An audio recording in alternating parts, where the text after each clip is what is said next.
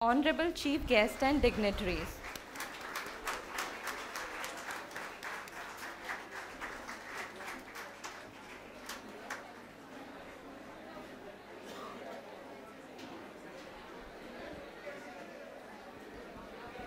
I would request everyone to settle down.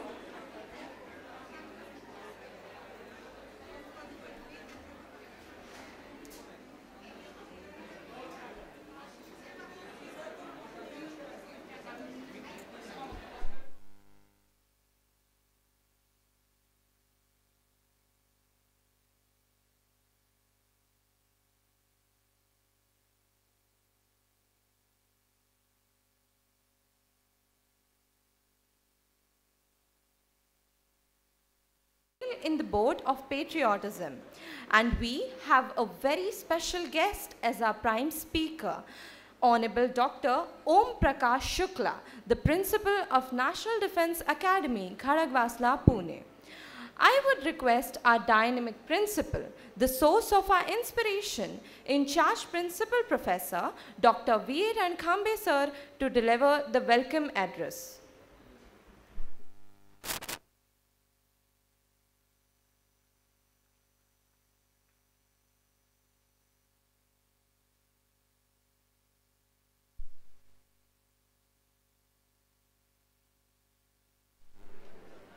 Hello. A very good morning to one and all. The Prime Speaker of second day of induction, devoted to the theme Rashtra Devo Bhava, the Principal of National Defence Academy College, NDA, Dr. Om Prakash Shukla, Vice Principals, Convener, Coordinator of the day, Dr. Shukla, all Head of the Department and dear students. Sir, on behalf of Chancellor Dr. Shivaji Rao Kadam sir, Secretary Dr. Bishwajit Kadam sir, Vice Chancellor Dr. Vivek Savji, on behalf of my colleagues and students, I extend you a very hearty welcome to Bharati Vidyapit deemed to be University Yeshwantrao Mohite College, which has been ranked 78 in NIRF ranking recently, which is one with the national agenda, where NEP has been implemented for all its program, and where UN SDGs is the driving force to achieve the vision of social transformation through dynamic education for our students. Sir, accredited and re-accredited by NAC, we have got best grades so far in last 3 accreditations. And we are going for the 4th very shortly. We have been India's Category 1 university declared by Ministry of Human Resource, that is the Ministry of Education now. So far we have used the conventional university manual for the purpose of accreditation. However, this time we are using the Health University Manual. This road not taken story will make the university stand apart from others, and the Yeshwantrao Mohite College of Arts, Science and Commerce College will have its unique recognition in the annals of Indian higher education. Sir, the Yeshwantrao Mohite College is one of the constituent units of Bharati Vidyapit deemed to be university, and there are several honors we have received so far. To name a few, one of our students have been honored with the 3rd highest civilian honor, that is Padma Shri. The second student, that is Miss Akanksha, who is under 16 world chess champion, has recently won the World University Chess Championship in Uganda in the month of June. We have 18 Shiva Chhatrapati awardees, some of our alumni. The list of honor is endless itself. As a professor of economics, I must tell you that you will be happy to know that Dr. Narendra Jadhav, the man who is associated with the International Monetary Fund, former advisor to RBI and former Vice Chancellor of Pune University, has been our guest. Dr. Bhalchandra Mungekar, Dr. Bhalchandra Pendarkar of Vico Laboratories, some of the prominent personalities from the field of economics, we have invited them to deliver addresses and to have interactions with our students. Sir, in the life of any institution, there are some days when nobody knows the importance of it. Today, it is a very special day for all of us. You are standing as the reason for the same. I can't understand how I should thank you, which words I should select to welcome you. All these will be inadequate expressions of mine to narrate my experience as with a short notice you have accepted our invitation. So before I welcome, I feel to offer a very big thank to you. As per convention, it remains my duty to brief you about the journey of Bharati Vidyapeeth, its expansion across the nation through its more than 180 branches. However, due to the availability of time and other constraint, I will limit myself here. Dr. Patangrao Kadam Saheb led the foundation of this historic institution in the year 1964.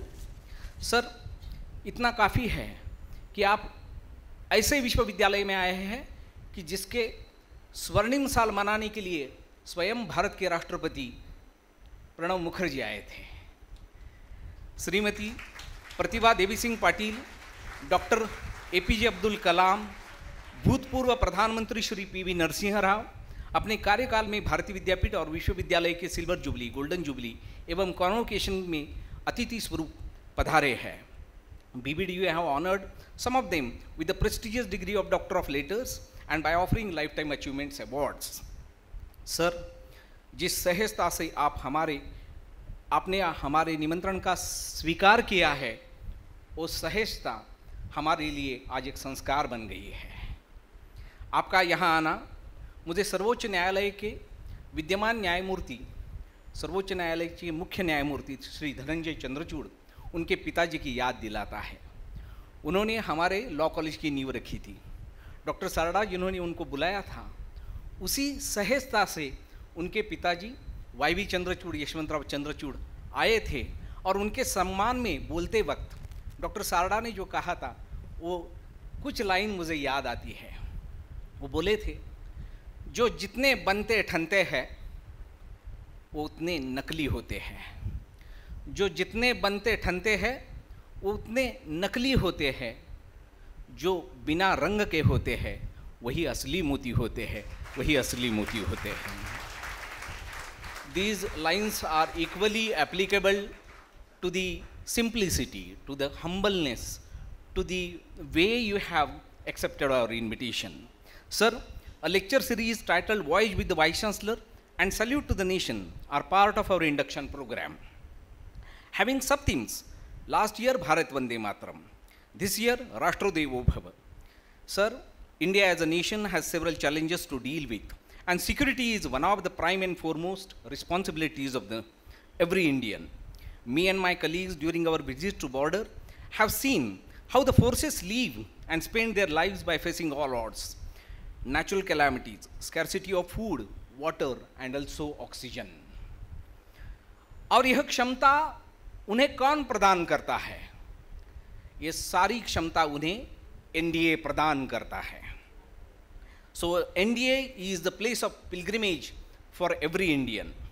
Sir, to conclude, let me acquaint the audience with the value of this particular great Indian tradition. At the time of convocation, sir, Honorable Chancellor asked student to recite, asked student to follow this particular thing.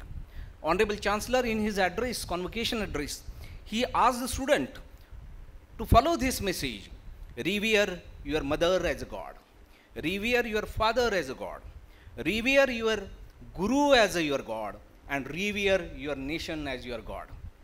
So, Matru Devo Bhava, Pitru Devo Bhava, Acharya Devo Bhava, उससे भी आगे है राष्ट्र देवो भव.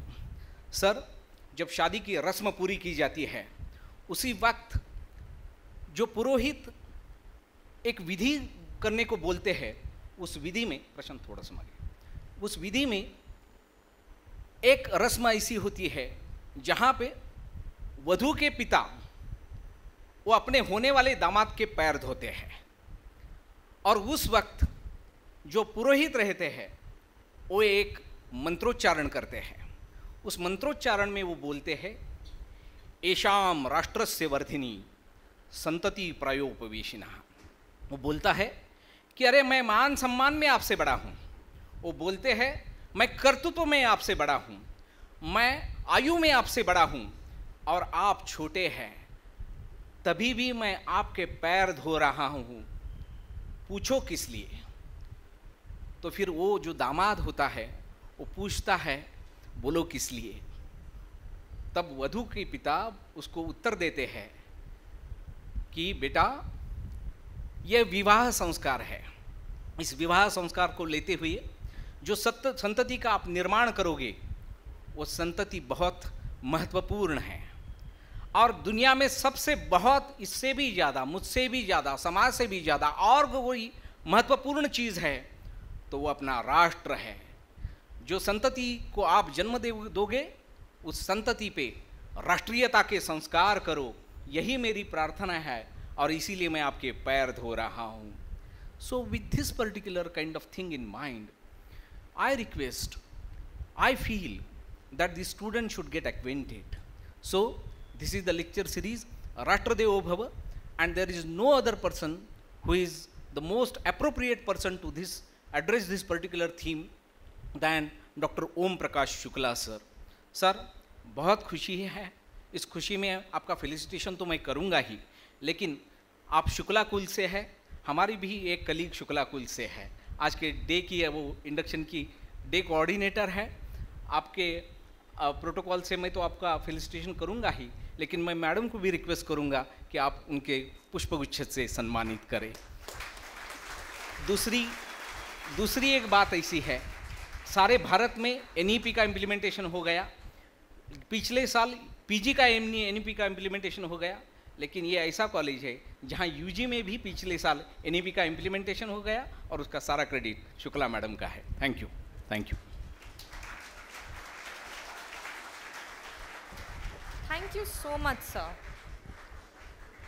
I know we all are eager to hear from the guest of honor, but let us first get to know him about him from Dr. Mrs. Anuradha Zappe ma'am. नमस्कार। भारत माँ तुझे सलाम, ये लफ्ज़ हमारी धड़कनें तेज़ करती है। जहाँ कहीं भी हम पढ़ते हैं, सुनते हैं, देखते हैं भारत माता की जय, हर भारतीय की आत्मा राष्ट्र प्रेम से पुलकित हो उठती है। The most strong, powerful and indestructible words, no emotions, but when it comes to battle fields थरथराहट हो जाती है। उस वक्त जल, थल और नभ की सेना अर्थात इंडियन आर्म फोर्सेस एक सुर, एक रंग, एक कर्म और एक ही धर्म, एक ही जज्बा देश की माटी पे मर मिटने का। गांव-गांव से आते हैं, देश के कोने कोने से आते हैं नौजवान योद्धा यहाँ, लेकिन उन सभी को एक सांचे में ढलकर एक दिल बने जहाँ, वो है NDA, National Defence Academy. Dear students, Principal of National Defence Academy Pune, Honorable Professor Dr. Om Prakash Shukla sir is here this morning on this dais of Bharati Vidyapeeth Yashwantrao Mohite College to address all the young civilians. Thank you, sir. We are deeply touched and feel greatly honored to have you here. Honorable Dr. Shukla sir, the principal of iconic institute that is a select support, a steadfast support of the nation building, and the principal, these two words, it speaks volumes. So actually there is no need to say anything about as introduction, but as the protocol of this program, I make an attempt to present before you a formal introduction. Dr. Shukla, the proud alumni of NDA Allahabad, where he completed his graduation and master's degree, and further at G.B. Pant Institute of Social Sciences, Allahabad, he completed his doctoral research in social sciences. As an academician, Dr. Shukla sir has more than 30 years of teaching, research, and administrative experience. He has completed research projects funded by UGC, has published research papers, authored and edited several books, has guided over 25 PhD and MPhil students, no, scholars, yes, in the field of development studies. I must make a mention that, in spite that, Professor Dr. Shukla sir has had distinctions of serving various academic and administrative appointments of government institutes like IIM, IFA, IFTC, MCME, and many more. He makes it sure that he attains various advanced courses at IIM himself. This reflects his passion for learning and love for learning. We should all take it as lifetime learning as an ideal for that. Seva Paramo Dharma, the maxim of India, that became the vital principle of Professor Shukla. In the year 2011, he was selected as Principal of India, and within 2 years, that in 2013, he was awarded the Chief of Air Staff Commendation Card for his singular contribution in academic training. He has contributed to national building in various capacities, and especially in the development of weaker section of the society. To mention a few, he has contributed as member of developing the 12th 5-year plan, 2012-17, Women and Child Development Planning Commission. He is fellow of Indian Economic Association, Indian Society for Labor Economics, and Indian Society for Agricultural Economics. These are the few highlights of the immense contribution by Honorable Professor Shukla, sir. Sir, we are deeply honored by you accepting this invitation and gracing this occasion today. I request you to kindly accept the felicitation, and I request Honorable Principal, sir, Honorable Dr. Ranakhambe, sir, and Dr. Mrs. Shukla to come on the stage and felicitate the prime speaker of today's function, Honorable Professor Dr. Om Prakash Shukla, sir. With a round of applause.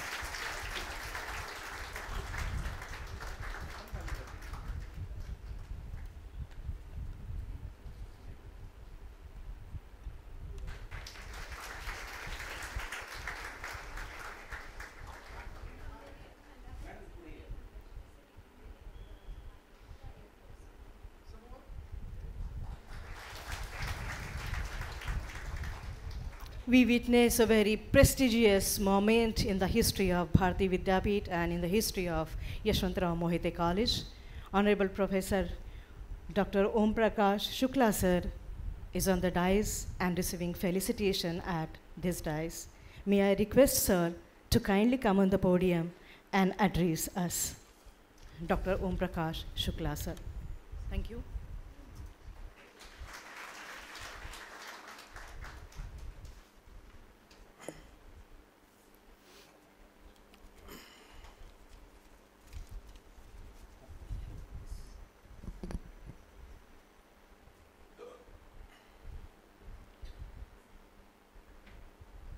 Honorable Chancellor, Vice Chancellor, Bharati Vidyapeeth, deemed to be university, in absentia.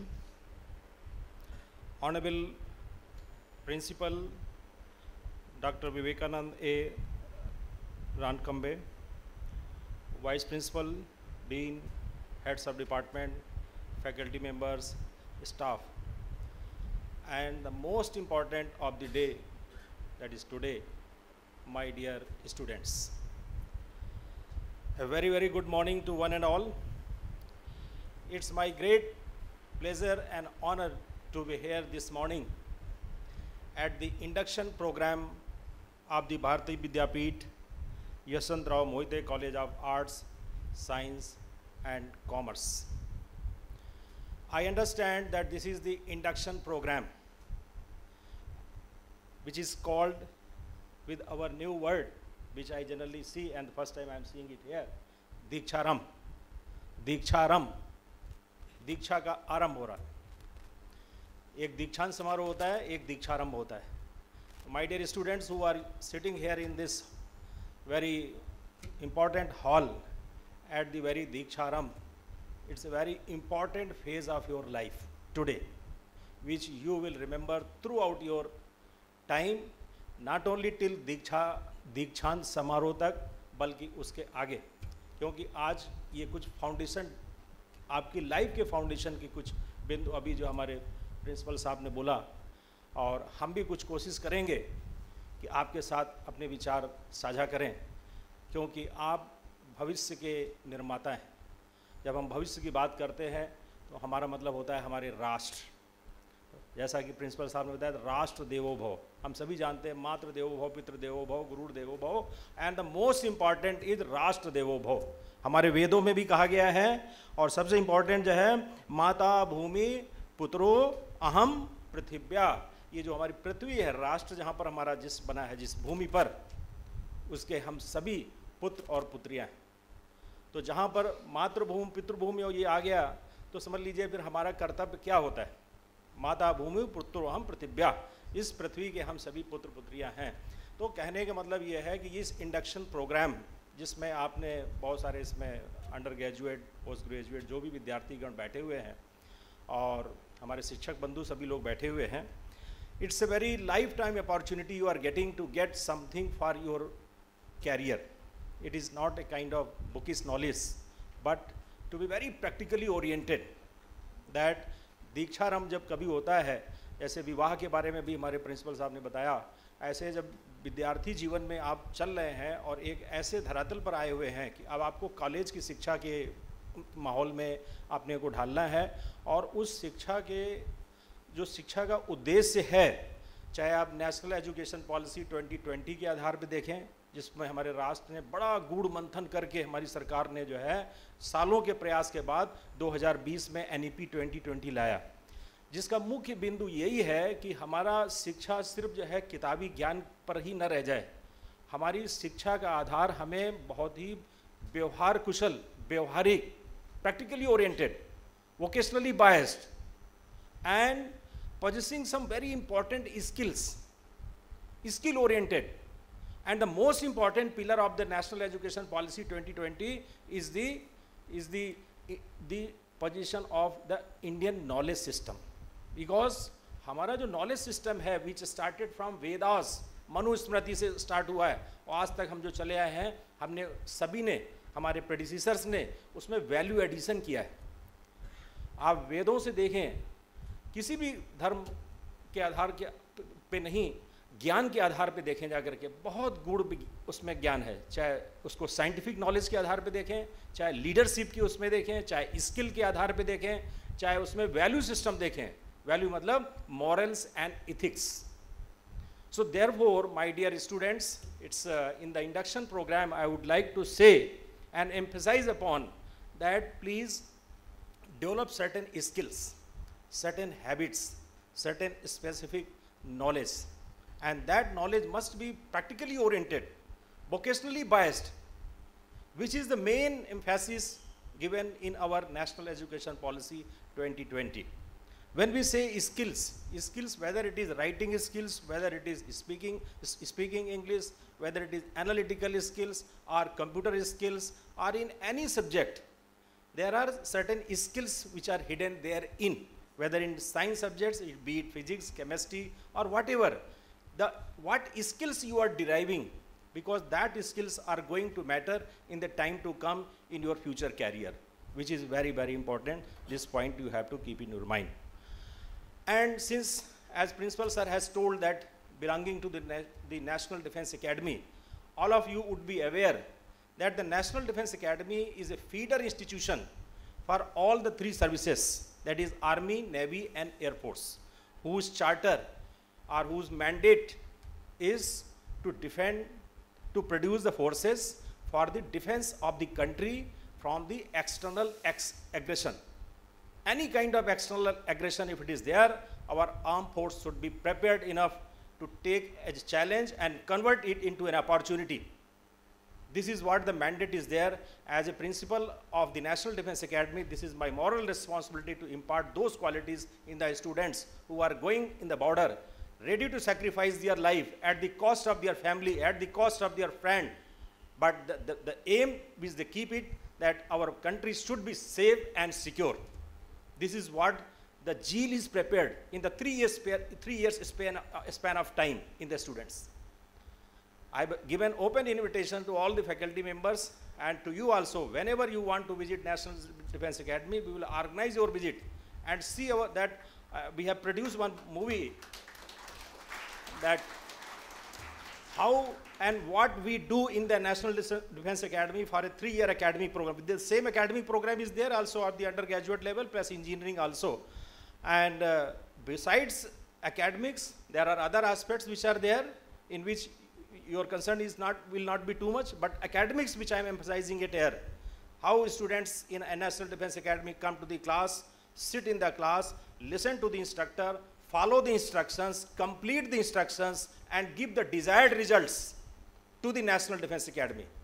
Our success rate is 100%, and in which we have the benchmarking that how many of the students will be there 75% marks and above, how many 60 to 75, how many 40 to 60. These are our benchmarking, and these benchmarking are applicable to me also, because when we say to our whosoever authorities come from the Chief of the Army, Navy, Air Force, I saw that these are our students in these very aspects.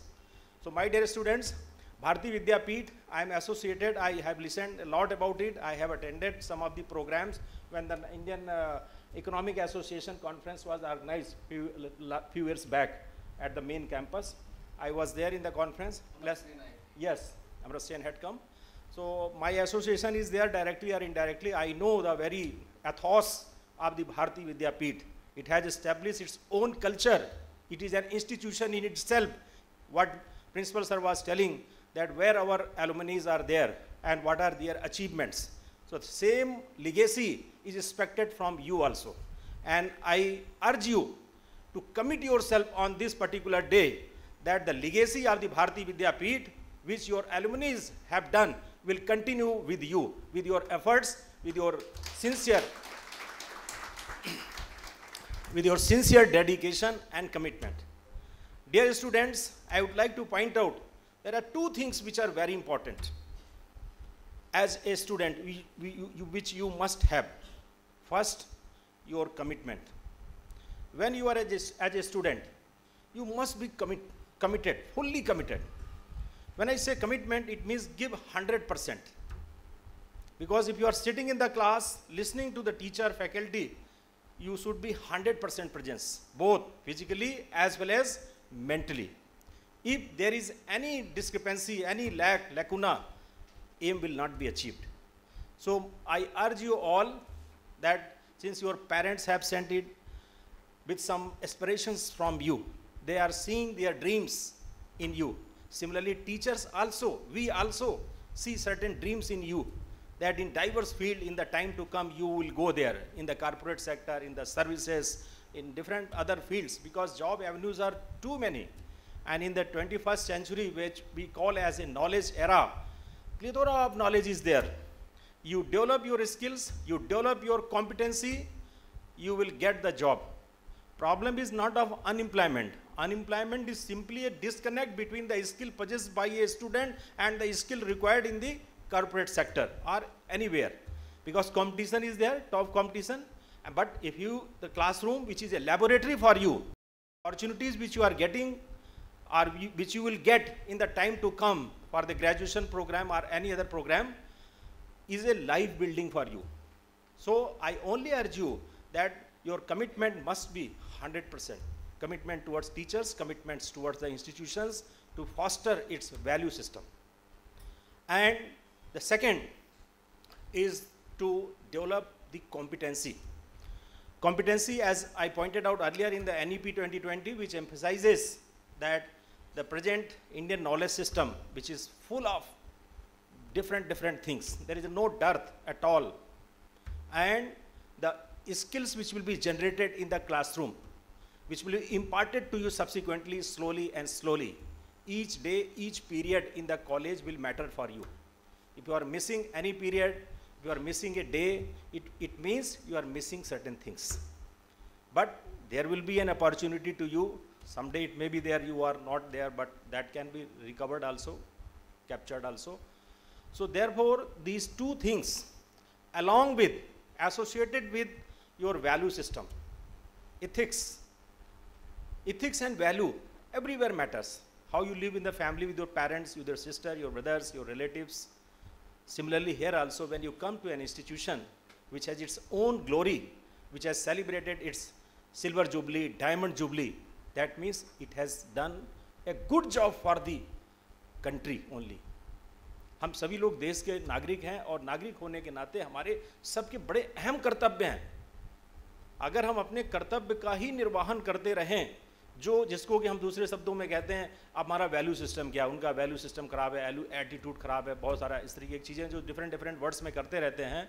But as a scholar you must know that your ethics, your values must be of the very highest standard, highest order. You will achieve the glory in your life. You will achieve the desired success. And with that success will not be confined to you. The success will be of the institution. Success will be our teachers. Success will be your parents. Success will be of your friends also. So the life has its own aim. And the aim, as our former president Abdul Kalam Azad used to say, one must have very highest aim. And one must have an igniting fire within ourselves. Our जैसे भूख लगती है ना जब बहुत तेज, तुरंत college के बाहर निकले और जो भी भूख अगर जितनी तेज़ी से लगी है तो चाहे बड़ा पकौड़ा खा लो, चाहे कुछ भी खा लो, मिल जाए सब चलता है। उसी तरीके से ये जो हमारे अंदर जो ज्ञान पाने की जो जिज्ञासा होनी चाहिए, जो ज्ञान पाने की भी भूख होनी चाहिए उतनी तगड़ी कि लाइब्रेरी में गए, किताब मिला, पेपर मिला, मैगजीन मिला, उसको पढ़ें। लाइब्रेरी ट्रेजरी होती है, ट्रेजरी। जैसे हर जगह बैंक होता है, हर जगह ट्रेजरी होता है, यहाँ पर भी अकाउंट सेक्शन होगा जा करके। ऐसे स्टूडेंट्स के लिए आप मान के चलो कि आपके लिए लाइब्रेरी है, और लाइब्रेरी में रीडिंग हैबिट्स बहुत होना चाहिए, reading and writing. Though we are in a virtual era wherein generally we use it, mobile and all those things, WhatsApp and all those things. With that, certain impact on our writing and reading habits are impacted and impacted negatively, which should not be the case. Please note it down that the utilization of the library should be very, very high order. Go and sit in library, develop the reading of habit. Read some magazines, journals, whatever article is there, apply your mind. Whether it is right, whether it is wrong, or whatever it may be there. Discuss among your peer group. Discuss with your faculty members. Have your group in itself. And have some discussion, concrete discussion. With that, actually, mind will become very analytical. And being a very young and energetic scholar of the Bharati Vidyapeeth, you have to make your mind very energetic. Always must have a discussion. We generally encourage in National Defense Academy the very inquisitiveness, and we tell our students that we must know that what tomorrow will be taught. So prepare something for tomorrow and with some questions also, so that teachers should be given 4 or 5 questions and then discuss 5-10 minutes in a class of 50 minutes. So discussion must be there. The learning story should not be one-sided. It is a two-way process. So therefore, there are many other things, but these 3-4 things which I am just sharing to you, obviously, there were so many things which will be taught to you in the class by your teachers also, who are also very, very experienced, very learned, and have seen the world with their own eyes. So experience and knowledge matters. You don't have experience right now, but what things I am sharing to you based on certain experiences, what principal sir has told, what other faculty members had told, they are based on certain experiences. And in the life experience plus knowledge, if you are gaining or listening from someone, and if you are adopting for yourself, it will help a lot to you. So, being a student and the future citizen of the country, in a very, very, the country is looking at you, and as we all know that our country has made a very high vision of 2047, when we shall be celebrating the 100th year of our independence. देश को जो आज़ादी milli थी, बड़े लंबे जहद के बाद milli थी, बहुत सेक्रीफाइस हुआ है। हमारे प्रेडिसेसर्स ने आज़ादी पाने के लिए बहुत सेक्रीफाइस किया। आज़ादी के बाद भी बड़े प्रयास किए गए, गरीबी थी यहाँ पर, जो है अनएम्प्लॉयमेंट था, पिछड़ापन था, बहुत सारी विषमताएं थी, समस्याएं थी। उन समस्याओं से हम लोग उभरे हैं। ये नहीं कह सकते कि अभी हम जो है कि 100% उभर गए हैं, अभी भी समस्याएं हैं, चैलेंज हमारे कंट्री के सामने है। इसके बाद भी हमारे देश ने जो लक्ष्य रखा है 2047 का, कि हम देश की 100वां वर्ष, जो अभी हम अमृत काल में 75 साल के बाद चल रहे हैं, ये हमारा अमृत काल है आप सभी के लिए। और इस अमृत काल में हमारा सबका बड़ा नैतिक दायित्व है कि हम जहाँ जहाँ पर भी हैं, as a student, as a teacher, as a whosoever it may be there, we should do our best. तभी हम देश को एक विकसित राष्ट्र जो रखा गया है, ये सपना नहीं है, ये संकल्प है, और उस संकल्प की सिद्धि के लिए जो हमारे प्रिंसिपल साहब ने जो हमें आज इसमें राष्ट्र देवो भव के नाम पर बुलाया है, तो इसमें हमें सबको अपनी अपनी आहुति डालना है। It is not merely A slogan, इसमें बहुत बड़ा जो है देवत्व भाव छिपा हुआ है। राष्ट्र देवो भव ये जो टाइटल दिया है, it is really he had a vision in his mind and he what he had thought for the country. Really I hats off to him and I commend his that he is taking as in the English version nation first. That means always whatever you are doing in your family, with your parents, with your students, with the institution, always think that this is for the nation. और उस nation में जब राष्ट्र देवो भव होता है तो उसमें आप सबको, हम सबको एक आहुति डालना है। आहुति जो हमारे जो अपने अपने अपने जो कर्तव्यों की होती है, हमारा अपना कर्तव्य क्या है। एज ए छात्र के रूप में आपको सोचो, आपके पेरेंट्स पता नहीं कितनी मेहनत करके पैसा अर्जन करके आपको भारतीय विद्यापीठ में भेजा हुआ है, और उसके द्वारा आप ज्ञान प्राप्त करके आप जिस क्षेत्र में जाएंगे जहाँ पर जो है आपकी पहचान यही होगी कि he is a product of भारतीय विद्यापीठ। आपका ही नाम नहीं रहेगा, आपके पेरेंट्स का नाम नहीं रहेगा, सबसे पहला नाम लिया जाएगा he is a product, he is a student of भारतीय विद्यापीठ। तो देयरफॉर ये जो हमारा जो 100वां वर्ष आज़ादी का जो 2047 में मनाया जाना है, जिसमें हमारा जो संकल्प है, हमारे राष्ट्र का जो संकल्प है कि हमें विकसित राष्ट्र के रूप में होना है।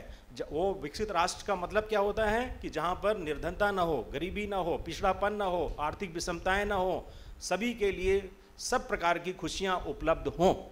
ये हमारा जो है संकल्प है, और हमको प्रकृति ने, भगवान ने, राष्ट्र ने सब कुछ दिया है। ये भारत देश ऐसा है जिसके बारे में जो है इतनी समृद्धता है, प्राकृतिक रिसोर्सेज, प्राकृतिक संसाधन के पॉइंट ऑफ व्यू से देखें या किसी भी पॉइंट ऑफ व्यू से देखें, ह्यूमन रिसोर्सेज। लोग कहते हैं country is very populated, but population is not a problem. See the China, what the China has done.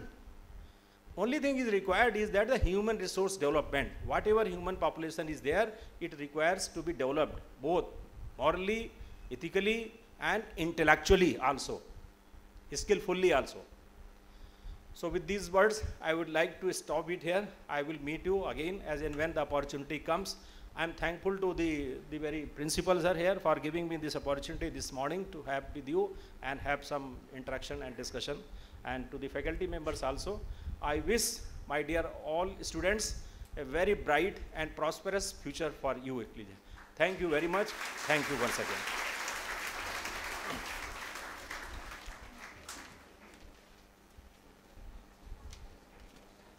Thank you so much, sir, for your inspiring words. We are truly grateful to have you.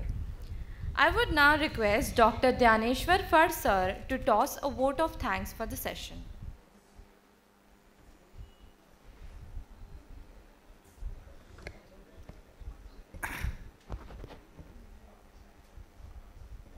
English झालेलं आहे, हिंदी पण झालेलं आहे, थोडंसं मराठी घेऊया आपण, बरं वाटेल सगळ्यांना.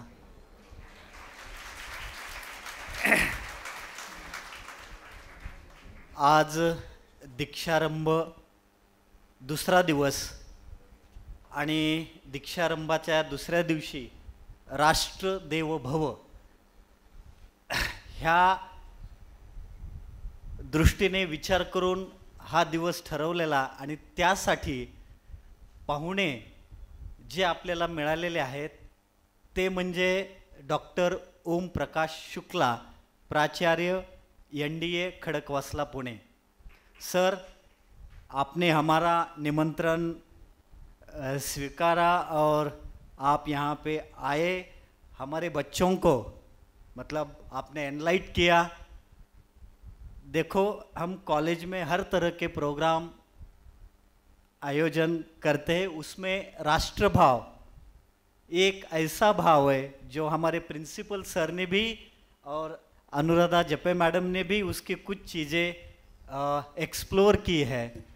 तो आपने आए यहाँ पे हमारे बच्चों को राष्ट्र प्रेम की कुछ बातें और कुछ मतलब अनुभव आपने शेयर किए, और उनकी प्रगति के लिए आपने शुभकामनाएं दी. याबद्दल आपले मनस्वी आभार. सगळ्या विद्यार्थ्यांना सरांनी आमंत्रण दिलेलं आहे की खडकवासल्यामध्ये यायचं आहे, तिथे काय प्रोग्राम चालतो तिथे बघायचं आहे. खरंच सर, हे फक्त आपण आलात, आम्हाला काहीतरी लेक्चर डिलिव्हर दिलं आहे इथपर्यंतच आपलं असोसिएशन नाही आहे, तर ते पुढे पण कंटिन्यू असोसिएशन राहणार आहे. याबद्दल आपले मनस्वी आभार sir. Thank you.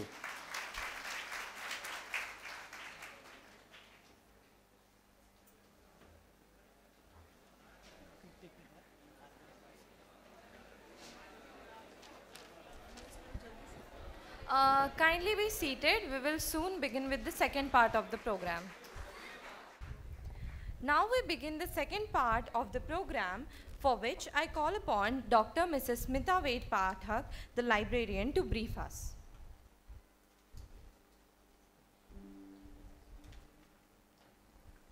Good morning, one and all. We have completed our first session, which goes with our theme, Nation First. Our second session is about Know Your Institution.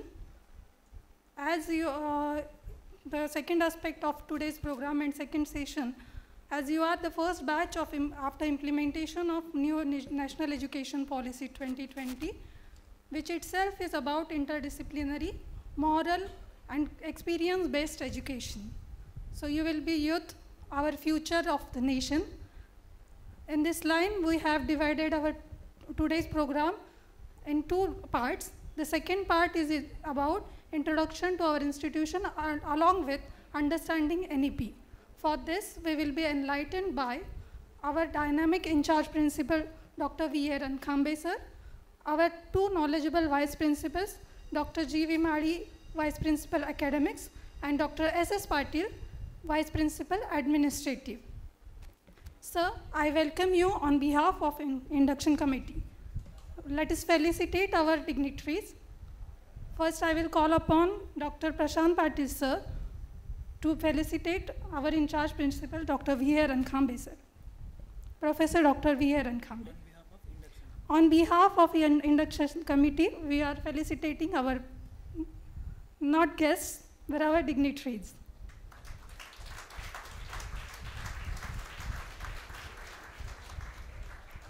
Now, I will call upon Dr. Mrs. Supriya Shukla ma'am to felicitate Dr. Madi sir.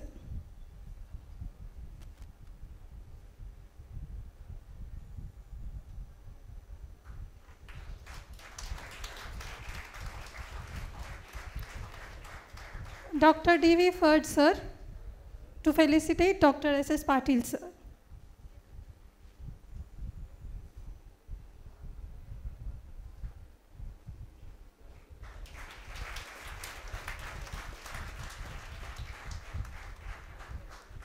Thank you, sir.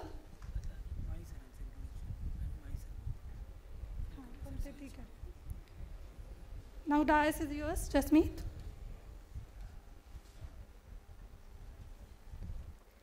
Education is the fundamental for achieving full human potential and developing an equitable society and promoting national development.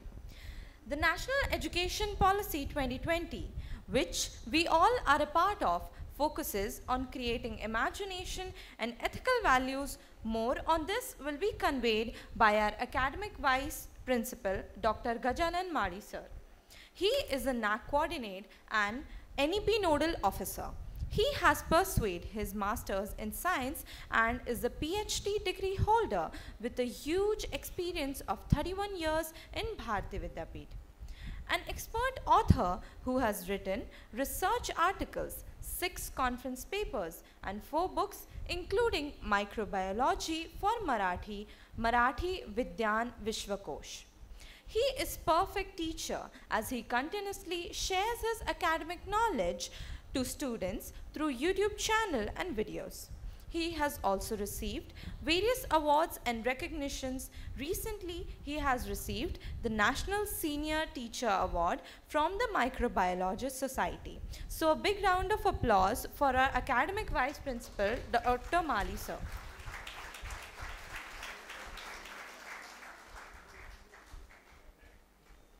Now, hereafter, we are all are pursuing NEP programs.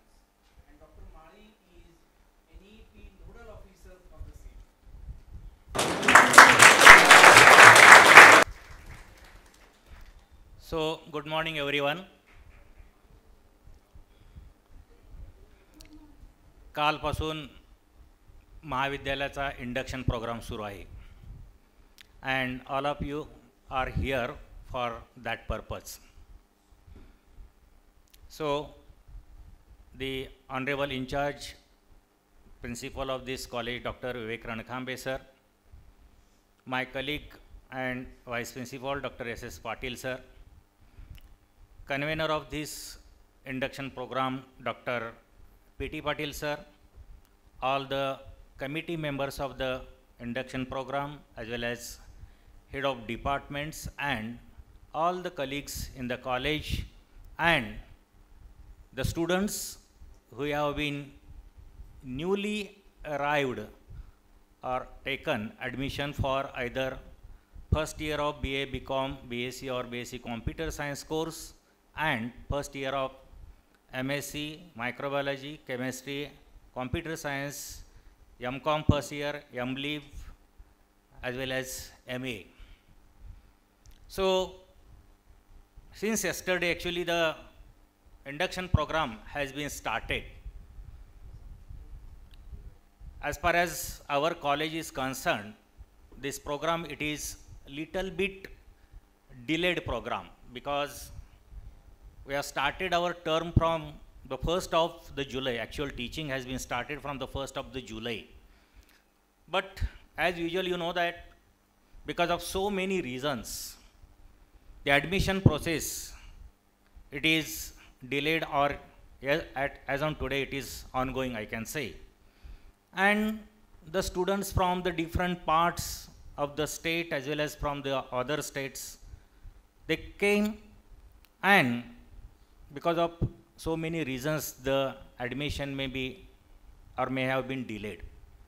But it is ultimately the prime responsibility of the college to organize the induction program at the beginning of you.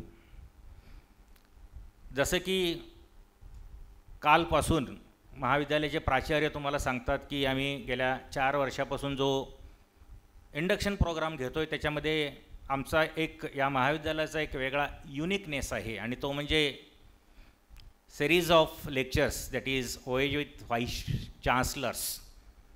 कारण तुम्ही आतापर्यंत जे शिक्षण घेतलेलं आहे ते school education किंवा higher secondary education आणि त्यानंतर right from this year your big journey has been started for the college or degree course or for some of you the postgraduate or post graduation. For them I can say it has a university education, and this education it is totally different from the education that you have taken up to the time. 12वी पर्यंत जे तुम्ही शिक्षण घेतलं ते वेगळं आहे. जे ऑलरेडी आता ग्रॅज्युएट झाले आणि जे आता पोस्ट ग्रॅज्युएशनला गेलेत त्यांच्यासाठीचं शिक्षण हे थोडंफार वेगळं आहे.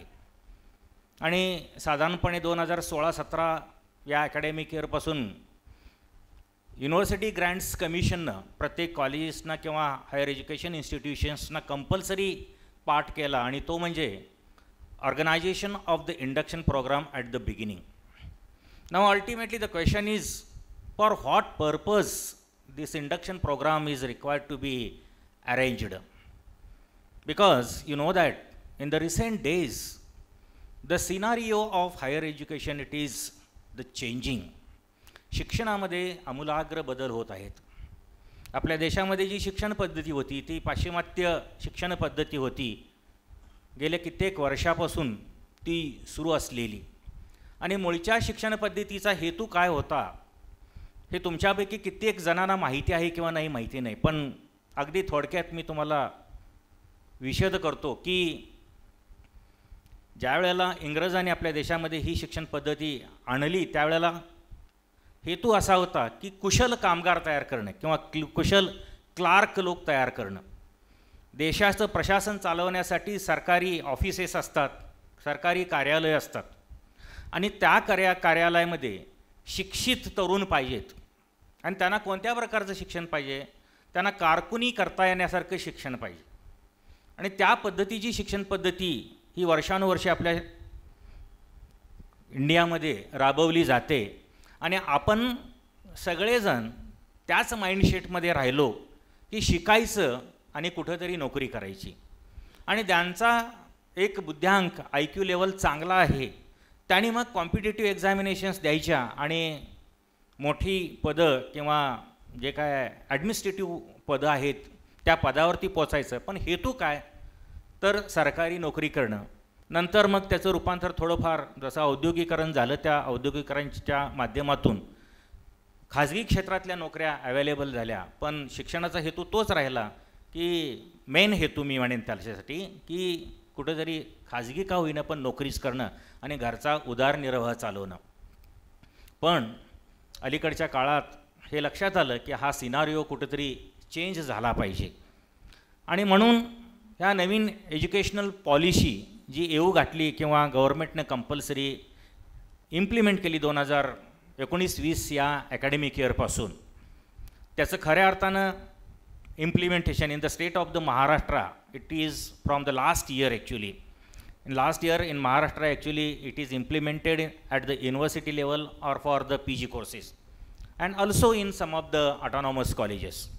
But from this year it is made compulsory for its implementation at UG level in all the colleges in the Maharashtra.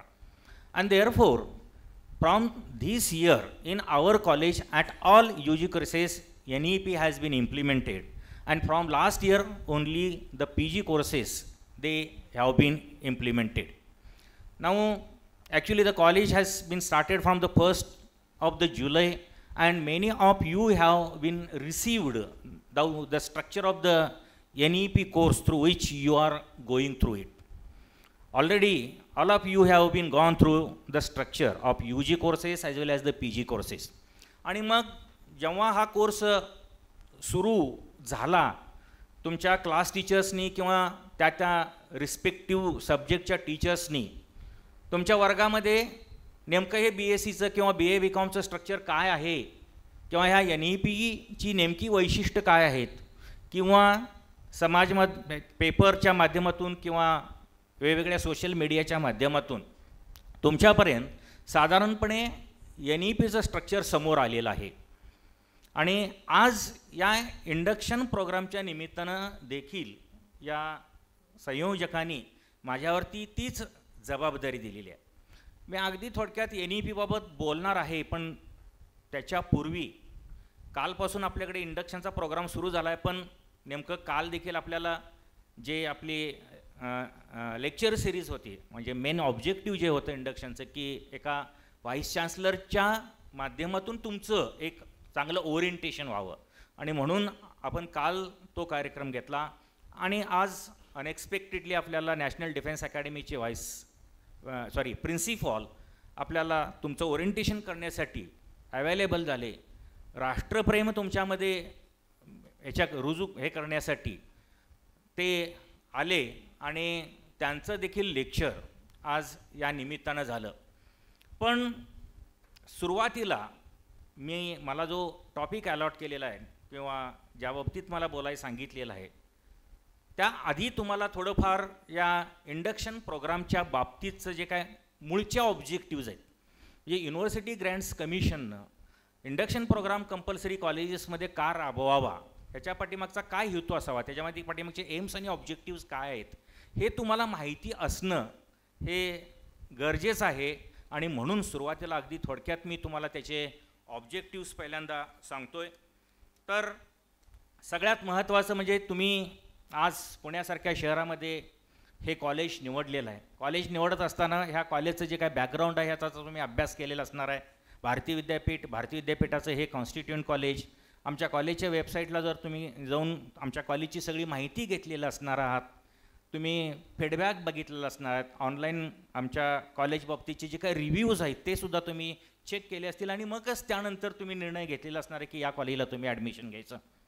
पण अल्टिमेटली काय झालेलं आहे, all of you have came from the different backgrounds in the sense that from the different localities, वेगवेगळ्या राज्यातून, वेगवेगळ्या जिल्ह्यातून, वेगवेगळ्या गावातून तुम्ही आलेलं आहे. तुमचं प्रत्येकांची संस्कृती, प्रत्येकांच्या घरातलं कल्चर वेगवेगळं आहे, प्रत्येकांचा माइंडसेट वेगळा आहे. तुम्ही वेगवेगळ्या ठिकाणाहून एकाच कॅम्पसमध्ये आलेला आहात आणि तुम्ही इथं आल्यानंतर तुमची सगळ्यांची एकमेकाची ओळख होणं, तुमचे सगळ्यांची एकमेकाची इंटरॅक्शन अगदी सुरुवातीला होणं आणि तुमच्या सगळ्यांचे वेगवेगळे कल्चर्स हे एकजीव होणं, एकत्र येणं, हा त्याच्या पाठीमागचा हेतू आहे. तुम्ही प्रत्येकजण अदरवाईज वेगवेगळ्या वर्गात आहात, वेगवेगळ्या वर्गातनं शिकत जातात, पण कुठंतरी टर्म एंडला किंवा ॲन्युअल गॅदरिंगच्या वेळेला शेवटी एकत्र येण्याच्या ऐवजी अगदी सुरुवातीलाच तुम्ही एकत्र येणं, तुमच्यातली इंटरॅक्शन होणं, तुमचे सिनियर्स कोण आहेत हे जाणून घेणं आणि ह्या कॉलेजेसमध्ये कोणकोणते वेगवेगळे प्राध्यापक आहेत, त्यांचे विषय कोणते, त्यांच्याकडे कुठल्या कुठल्या कमिटीज आहेत, त्यांच्या काय ह्या कॉलेजमध्ये काय ॲक्टिव्हिटीज चालतात, ह्या सगळ्या माहिती करून घेणं. कॉलेजमध्ये को करिक्युलर, एक्स्ट्रा करिक्युलर, त्यानंतर इन्फ्रास्ट्रक्चरशी रिलेटेड किंवा मेन एज्युकेशनशी रिलेटेड जे काय सपोर्टिव्ह सिस्टीम आहे त्या सगळ्या गोष्टींची माहिती करून घेणं आणि त्याच्यासाठी तुम्हाला एकत्र आणणं हा त्याच्यातला एक मुख्य हेतू आहे. हा एक भाग झाला. दुसरा हेतू आहे की तुम्ही या कॅम्पससाठी सगळेजण नाविन्यपूर्ण आहात. You are unfamiliar with this campus आणि म्हणून हा कॅम्पस नवीन तुमच्यासाठी असल्यामुळं ह्या कॅम्पसमध्ये नेमकं काय आहे, आपल्या कॉलेजमध्ये नेमकं काय आहे हे तुम्हाला माहिती होणं गरजेचं आहे. त्याचं ओरिएंटेशन आम्ही या ठिकाणी करणं अपेक्षित आहे. दुसरा भाग, या कॅम्पसमध्ये फक्त एकच कॉलेज आहे अशातला भाग नाही आहे. कॅम्पसमध्ये अनेक कॉलेजेस आहेत. बाजूला लॉ कॉलेज आहे, बाजूला IMED मॅनेजमेंटचं कॉलेज आहे, बाजूला फार्मसीचं कॉलेज आहे, त्यानंतर एक इंग्लिश मिडियम स्कूल आहे, मूळचं भारती विद्यापीठाच्या सुरुवातीचं एक स्कूल आहे. हा जो कॅम्पस आहे भारती विद्यापीठाचा हा पहिला कॅम्पस आहे. बऱ्याच वेळेला आता प्रश्न पडतो की तुम्ही तुमच्या रिलेटिव्सना सांगताय की मी भारती विद्यापीठामध्ये शिकते, मग तुमचे रिलेटिव्स गुगल सर्च करतात की कुठं भारती विद्यापीठात. भारती विद्यापीठाचे पुण्यात म्हटलं की तुम्हाला 3 कॅम्पसेस बघायला मिळतात. कात्रजचा कॅम्पस आहे, त्यानंतर मेन बिल्डिंग आपली अलका टॉकीच्या तिथं आहे, हा एरंडवण्याचा कॅम्पस. मग परत तुमच्या पालकांचे प्रश्न याला तुम्हालाच चालू होतात की नेमकं आम्ही कोणत्या कॅम्पसमध्ये यायचं आहे. हा सगळा भाग आहे. तर हे सगळं तुम्ही जाणून घेणं फार महत्त्वाचं आहे. भारती विद्यापीठाचे 3 वेगवेगळे कॅम्पस आहेत. भारती हा पहिला कॅम्पस, दुसरा कॅम्पस कात्रजचा, त्यानंतर मेन बिल्डिंग युनिव्हर्सिटीचं ज्याला आपण ऑफिस म्हणतो ते अलका टॉकीज टिळक चौकामध्ये आहे. हे तुम्हाला माहिती पाहिजे, तुमची लोकॅलिटी, तुमच्या रिलेटिव्सना ह्या सगळ्या गोष्टी माहिती पाहिजेत आणि ह्या इंडक्शनच्या निमित्तानं सगळं तुम्हाला माहिती होणार असतं. ऑल्सो नेमकी तुम्ही आज ज्या विद्यापीठामध्ये, ज्या कॉलेजमध्ये ॲडमिशन घेतला आहे त्याचा युनिकनेस काय? It is not the ॲफिलेटेड college of the university. तुमच्यापैकी बऱ्याच जणांनी प्रश्न मला ॲडमिशनच्या वेळेला विचारलेला होता की हे पुणे विद्यापीठाला ॲफिलेटेड कॉलेज आहे का? नाही. मग हे आम्ही सांगणार की भारती विद्यापीठाचं एक कॉन्स्टिट्युएंट कॉलेज आहे. कॉन्स्टिट्युएंट कॉलेजमध्ये आणि ॲफिलेटेड कॉलेजमध्ये नेमका काय फरक आहे? ऑटॉनॉमस कॉलेजमध्ये नेमकं काय आहे? प्रायव्हेट युनिव्हर्सिटी म्हणजे काय? डीम्ड युनिव्हर्सिटी म्हणजे काय? त्यानंतर स्टेट युनिव्हर्सिटीज म्हणजे काय? हे सगळं जाणून घेणं. आता आपला संबंध आहे तो डीम्ड युनिव्हर्सिटीशी रिलेटेड आहे. आपण डीम्ड युनिव्हर्सिटी म्हणजे कसली युनिव्हर्सिटी? तर एखाद्या ऑर्गनायझेशनला सेंट्रल गव्हर्नमेंटनं त्यांचा कामाचा दर्जा पाहून युनिव्हर्सिटीचा दर्जा दिलेला आहे. म्हणजे आपली university it is recognised by the central government, not by the state government. Just it is not funded by the state government, but again there is exception for our college. Our college is funded grant in aid college by the state government. That is the unique thing. त्यानंतर हा जो दर्जा आहे तो central government दिलेला आहे. UGCनं recognise केलेली ही university आहे आणि त्यामुळं तुमच्या मनामध्ये बऱ्याच वेळेला जे काही प्रश्न येतात की पुन्हा युनिव्हर्सिटीला ॲफिलेटेड कॉलेज नाही आहे मग कसं असं तसं, हे काहीही विचार करायची काही गरज नाही. तुम्ही कॉलेजच्या वेबसाईटला जा आणि पूर्ण डीम्ड युनिव्हर्सिटीचा कन्सेप्ट काय, मला वेळ नाही तेवढा तुम्हाला डिटेलमध्ये सांगायचा. तुम्हीच सगळ्या गोष्टी ह्या हे करून घ्या, अंडरस्टँड करून घ्या. स्टेट युनिव्हर्सिटीज म्हणजे काय, डीम्ड युनिव्हर्सिटीज म्हणजे काय, प्रायव्हेट युनिव्हर्सिटीज म्हणजे काय आणि सेंट्रल युनिव्हर्सिटीज म्हणजे काय. सेंट्रल युनिव्हर्सिटीचा एक जो सेंट्रल गव्हर्नमेंटने चालू केलेल्या ज्या युनिव्हर्सिटीज असतात त्या युनिव्हर्सिटीज माहिती करून घेणं. सो आणि ह्या सगळ्या गोष्टी, हे जो काही इंडक्शन प्रोग्रामचा हेतू आहे हा साध्य करण्यासाठी आम्ही तुमच्यासाठी हा प्रोग्राम ऑर्गनाईज केला आहे की ज्याच्यामध्ये आम्ही तुमचं स्वागत करणं अपेक्षित आहे. स्वागतार्थ किंवा हा स्वागत समारंभ आहे असं म्हणता तरी चालेल. त्यानंतर तुमचं आईस ब्रेकिंग तुम्हाला या कॅम्पसमध्ये तुम्हाला कम्फर्ट फील व्हावा, हा त्याच्या पाठीमागचा हेतू आहे. तुमच्यात आणि शिक्षकांच्यामधली इंटरॅक्शन वाढावी, हा त्याच्या पाठीमागचा हेतू आहे. त्यानंतर या संस्थेचे, या कॉलेजचे किंवा या युनिव्हर्सिटीचे स्वतःचे काही रूल्स आणि रेग्युलेशन्स आहेत, त्याची माहिती तुम्हाला व्हावी, हा त्याच्या पाठीमागचा हेतू आहे. तुमच्या आणि शिक्षकांच्यामध्ये जे काय बॉन्डिंग आहे ते बॉन्डिंग सुरुवातीपासून स्ट्रॉंग व्हावं, स्ट्रॉंग बॉन्ड तुमच्यामध्ये क्रिएट व्हावा. तुम्ही या संस्थेशी लाईफ लाँग रिलेटेड व्हावं किंवा तुमचे आमचे रिलेशन्स लाईफ लाँग राहावेत, या हेतूनं हा इंडक्शन प्रोग्राम ऑर्गनाईज हा केलेला असतो. आणि मग तुम्ही येत असताना तुमचा जो काय बेसिक इंटरेस्ट आहे, ॲकॅडमिक असेल किंवा एक्स्ट्रा करिक्युलर असेल, को करिक्युलर असेल, तो आम्ही रेकग्नाईज करावा आणि तो तुमचा इंटरेस्ट जो जास्तीत जास्त कसा एक्सप्लोर करता येईल, तुमची ग्रोथ चांगली कशी होईल, हे बघण्यासाठी हा प्रोग्राम ॲक्च्युली ऑर्गनाईज केलेला आहे. आता याच्यामध्ये सगळ्यात महत्त्वाचं म्हणजे आता मला सांगितल्याप्रमाणे तुम्ही सगळेजण लकी आहात असं म्हणायला काय हरकत नाही. काल प्राचार्य सरांनी त्यांच्या भाषणाची सुरुवातच अशी केली की you are the batch which is having I can say lucky batch. कारण तुमची ही पहिली बॅच आहे की जी या कॉलेजमध्ये नॅशनल एज्युकेशन पॉलिसीच्या प्रमाणे म्हणजे त्या धोरणानुसार तुम्ही पहिल्यांदा ॲडमिशन घेतलेलं आहे. त्यामुळं this is one of the memorial batch for our college. Traditional किंवा कन्व्हेन्शनल जे काही कोर्सेस होते त्याचं रूपांतर ह्या NEPच्या कोर्समध्ये झालेलं आहे. एंट्री पॉईंटलाच तुम्हाला लक्षात आलं असेल की तुम्ही प्रत्येक वर्गामध्ये म्हणजे तुमच्या क्लासमध्ये ॲडमिशन घेत असताना 3 मेजर सब्जेक्ट्स चूज केलेले आहेत. सरांनी तुम्हाला सांगितलेलं ॲडमिशन कमिटीनं की सबसिक्वेंटली तुम्हाला पुढच्या वर्षी 2 विषय असतील आणि नंतर मग तुमचं कुठल्या तरी एका विषयामध्ये स्पेशलायझेशन होणार आहे.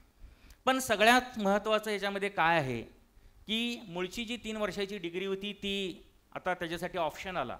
तुम्ही 3 वर्षानंतर डिग्री थांबवू शकताय आणि पुढं 4थ्या वर्षासाठी सुद्धा प्रोग्रेस होऊ शकताय. म्हणजे नॅशनल एज्युकेशन पॉलिसीची जी काही वेगवेगळे वैशिष्ट्य आहेत त्यातलं एक महत्त्वाचं वैशिष्ट्य म्हणजे option of either 3 or of 4 years degree. म्हणजे तुम्हाला 3 वर्षात शिक्षण थांबवायचं असेल डिग्रीचं तर थांबवू शकताय आणि अदरवाईज तुम्हाला 4th इयरला एक्सटेंड व्हायचं असेल तरीसुद्धा येऊ शकताय. या NEPला आपण multiple entry and multiple exit type of degree असं सुद्धा म्हटलेलं आहे. तर multiple entry and multiple exit हे सुद्धा तुम्हाला माहिती झालं असेल. तुम्ही फर्स्ट इयरनंतर एक्झिट होऊ शकता, सेकंड इयरनंतर एक्झिट होऊ शकता, पण त्याच्यासाठी काही क्रायटेरिया. फर्स्ट इयरनंतर एक्झिट व्हायचं असेल तर 2 क्रेडिट्सचा तुम्हाला एंट्रन्शिपचा प्रोग्राम करायचा आहे. सेकंड इयरनंतर एक्झिट व्हायचं असेल तर एंट्रन्शिप करायची आहे. त्या एंट्रन्शिपचं सर्टिफिकेट तुम्हाला प्रोड्यूस करायचं आहे आणि मगच तुम्हाला एक्झिट होता येतं आहे. आता 3ऱ्या वर्षानंतर एक्झिट झाला तर तुम्हाला डिग्री मिळते. पण त्यानंतर जर तुम्ही 1-2-3 वर्ष कुठं नोकरी केला आणि परत तुम्हाला 4थ्या वर्षात यायचं असेल तरीसुद्धा तो ऑप्शन आहे. 4थ्या वर्षाला जात असताना 2 प्रकारची डिग्री आहे. Either BA, BCom, BSc with honours आणि दुसरा ऑप्शन आहे तो BA, BCom, BSc with research. जर तुम्हाला ऑनर्सच्या ऑप्शनला जायचं असेल तर 4थ्या वर्षाला थेअरीच्या पेपरबरोबर एंट्रन्शिपचा कॉम्पोनंट आहे आणि BA, BCom, BSc honours with research ह्या ऑप्शनला जायचं असेल तर तुम्हाला 4थ्याच वर्षी रिसर्च प्रोजेक्टचा ऑप्शन आहे. अशा पद्धतीनं जर तुम्ही 4 वर्षाची डिग्री कंप्लीट केली तर तुम्हाला पोस्ट ग्रॅज्युएशनच्या पहिलं वर्ष तुम्हाला स्किप करता येते. तुम्हाला पोस्ट ग्रॅज्युएशनच्या डायरेक्ट सेकंड इयरला ॲडमिशन मिळणार आहे. तेवढाच भाग नाही आहे तर जर तुम्ही 4 वर्षाची डिग्री केली, 4थं वर्ष जर तुमचं रिसर्चमधलं असलं आणि 4 वर्षाचा जर CGPA जर तुमचा 8पेक्षा जर जास्त झाला तर तुम्हाला डायरेक्ट PhDला ॲडमिशन मिळणार आहे. हे एवढे सगळे बेनिफिट्स या नॅशनल एज्युकेशन पॉलिसीमध्ये आहेत आणि ह्या सगळ्या गोष्टी, हे सगळे ऑप्शन्स आपण आपल्या कॉलेजमध्ये या सेम कॅम्पसमध्ये 3 इयर ऑर 4 इयर्सचं ऑप्शन, त्यानंतर डायरेक्ट पोस्ट ग्रॅज्युएशनच्या सेकंड इयरच्यासाठी ॲडमिशन, त्यानंतर PhDसाठी ॲडमिशन, हे सगळे ऑप्शन्स तुम्हाला एकाच कॅम्पसमध्ये हे अवेलेबल तुमच्यासाठी झालेले आहेत. आता एवढाच भाग नाही तर ह्या डिग्री कोर्सेसबरोबर जसं नॅशनल एज्युकेशन पॉलिसीचं स्ट्रक्चर युनिव्हर्सिटी ग्रँट्स कमिशननं दिलेलं आहे त्या स्ट्रक्चरप्रमाणे कोर कोर्सेस बरोबर बाकीचे जे काय वेगवेगळे इलेक्टिव्ह कोर्सेस आहेत की ज्याला आपण ओपन इलेक्टिव्ह, म्हणजे आत्तापर्यंत कसं होतं की सायन्सच्या विद्यार्थ्यांनी फक्त सायन्सचे सब्जेक्ट शिकायचे, त्यांनी काय कॉमर्सचं किंवा लॉचं किंवा आर्ट्स फॅकल्टीचा कोर्स शिकायचं नाही आहे, अशातला काय भाग नव्हता. पण आता तो ओपन इलेक्टिव्ह दिलेला आहे, म्हणजे तुम्हाला एक ॲडिशनल तुमच्या डिसिप्लिनपेक्षा वेगळा, तुमच्या मेन स्ट्रीमपेक्षा वेगळा सब्जेक्ट घेऊन तुम्ही शिकताय. त्यानंतर तुम्ही सबसिक्वेंट इयरमध्ये तुमच्यासाठी व्होकेशनल स्किल कोर्सेस आहेत, त्यानंतर स्किल इन्हान्समेंट कोर्सेस आहेत, ॲबिलिटी इन्हान्समेंट कोर्सेस आहेत. आणि आता मगाशी जे प्रिन्सिपॉल NDAचे होते त्यांनी तुम्हाला सांगितलं की सगळ्यात महत्त्वाचा कंपोनंट जो आहे तो नॅशनल एज्युकेशन पॉलिसीमधला तो म्हणजे इंडियन नॉलेज सिस्टीम IKS. भारताची जी काय जुनी परंपरा आहे, भारत देशाची जी परंपरा आहे त्याच्याशी रिलेटेड कंपोनंट तुमच्या सब्जेक्टमध्ये किंवा तुमच्या कोर्स स्ट्रक्चरमध्ये इन्कॉर्पोरेट केलेले आहेत, ते देखील नॉलेज तुम्ही अवगत करणार आहात. आणि याच्याबरोबरच ऑन जॉब ट्रेनिंग म्हणजे कंपल्सरी एंट्रन्सशिप, त्यानंतर तुमच्यापैकी काही जणांना फील्ड प्रोजेक्टमध्ये इंटरेस्ट असेल, तुम्हाला फील्ड प्रोजेक्ट करण्याची संधी मिळणार आहे. कम्युनिटी एंगेजमेंट प्रोग्राम्स आहेत. त्यानंतर को करिक्युलर म्हणजे आत्तापर्यंत आम्ही कॉलेजमध्ये कंपल्सरी NSSमध्ये किंवा NCCमध्ये किंवा कल्चरल ॲक्टिव्हिटीजमध्ये मुलांना पार्टिसिपेट करायला सांगायचो, पण त्याची क्रेडिट तुम्हाला मिळत नव्हते. त्याचं जे काय अर्निंग असायचं तुम्हाला, त्याचे मार्क्स जे असायचे ते तुमच्या मार्कलिस्टवरती रिफ्लेक्ट होत नव्हते. पण आता जर तुम्ही NSSला किंवा कल्चरल ॲक्टिव्हिटीजमध्ये पार्टिसिपेट केलं तर कंपल्सरी इवन योगाशी रिलेटेड काही ज्या गोष्टी आहेत त्याच्यामध्ये जर तुम्ही पार्टिसिपेट केलं तर त्याचे वेगळी क्रेडिट्स तुम्हाला मिळणार आहेत. आणि रिसर्च प्रोजेक्टचा पार्ट हा BSc लेवलला ॲज वेल म्हणजे UG लेवलला ॲज वेल ॲज PG लेवलला तर कंपल्सरीज केलेला आहे. तर तुमचा जो काय मेन कोर सब्जेक्ट आहे त्याच्या व्यतिरिक्त या सगळ्या बाकीच्या गोष्टी शिकण्याची संधी तुम्हाला मिळणार आहे ह्या NEPच्या माध्यमातूनच. आणि म्हणूनच NEPमुळं तुमची होलिस्टिक डेव्हलपमेंट होणार आहे, तुमच्या पर्सनॅलिटीचा सर्वांगीण विकास होणार आहे असं म्हणायला काय हरकत नाही. आता ह्या अलीकडच्या काळामध्ये आधीचं शिक्षण म्हणजे जो काही डिग्री कोर्स होता त्याच्यामध्ये मी आत्ता तुम्हाला सुरुवातीला सांगितलं की मेन नोकरी जॉब ओरिएंटेड तुमचं एज्युकेशन होतं. आणि जॉबशी रिलेटेड किंवा जॉब करत असताना ज्यांची बौद्धिक क्षमता थोडीशी जास्त आहे किंवा अकॅडमिकमध्ये ज्यांना काही थोडंफार करिअर करायचं आहे त्यांना काय वाटायचं की आपण रिसर्च करायचा म्हणजे PhD करायची, डॉक्टरेट व्हायचं, संशोधन संस्थेमध्ये एखाद्या रिसर्च इन्स्टिट्यूटमध्ये काम करायचं, त्याच्यातून देशाला काही फायदा होईल असं थोडंफार बघायचं. पण आता अकॅडमिकमध्ये रिसर्च हा कंपोनंट मेनली आहे, पण त्या रिसर्चची एक पुढची स्टेप देखील आहे, लक्षात घ्या. रिसर्चचा पुढचा पार्ट देखील आलेला आहे, त्याच्याशी रिलेटेड काही टर्मिनॉलॉजीज आलेल्या आहेत. त्या टर्मिनॉलॉजीजसुद्धा आता तुम्हाला माहिती असायला पाहिजेत. त्या टर्मिनॉलॉजीज म्हणजे कोणत्या टर्मिनॉलॉजीज आहेत? इनोव्हेशन आहे, इन्क्युबेशन आहे, स्टार्टअप आहे, एंटरप्रेन्युअरशिप आहे. लक्षात घ्या, innovation, incubation, startup and entrepreneurship. याचा अर्थ काय आहे की तुमचा इंटरेस्ट जर संशोधनामध्ये असेल तर नुसतं संशोधन एखादी PhD डिग्री करण्यासाठी किंवा काहीतरी नॉलेज एखादा रिसर्च पेपर पब्लिश करण्यासाठी आणि लिटरेचरमध्ये काहीतरी डेटा ॲड करण्यासाठी संशोधन नाही करायचं. लक्षात घ्या, तुमच्या संशोधनासाठी देशाला किंवा समाजाला उपयुक्त असं काहीतरी नवनिर्माण व्हायला पाहिजे किंवा नवनिर्मिती तुमच्या संशोधनातून व्हायला पाहिजे, त्यालाच आपण इनोव्हेशन म्हणतोय. आता लक्षात घ्या, तुम्ही बाहेर फिरत असताना अनेक वेगवेगळ्या गोष्टी येत असतात.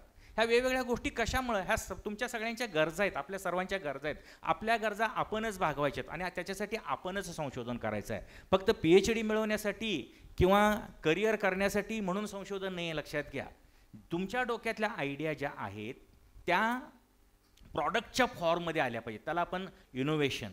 आणि साधारणपणे त्यालाच जे तुमची इनोव्हेटिव्ह आयडिया प्रॉडक्टमध्ये रूपांतरित करण्यासाठी जो काय लागणारा जो कालावधी आहे किंवा त्याच्यासाठी जो काय तुम्ही जे कष्ट करणार असता त्याला आपण इन्क्युबेशन असं ॲक्च्युली म्हणत असतो. लक्षात घ्या, वेगवेगळी उदाहरणं आहेत. आता आमचा जर काळ म्हटला तर आमच्या डोळ्यासमोर घरात जर उंदीर असेल तर दोनच गोष्टी यायच्या, एक मांजर पाळायचं, त्या काळातली ती बायोटेक्नॉलॉजी आहे. मांजराच्या साह्यानं उंदीर हे करायचा, it is a part of the biotechnologies आहे. पण त्याचे तोटे काय?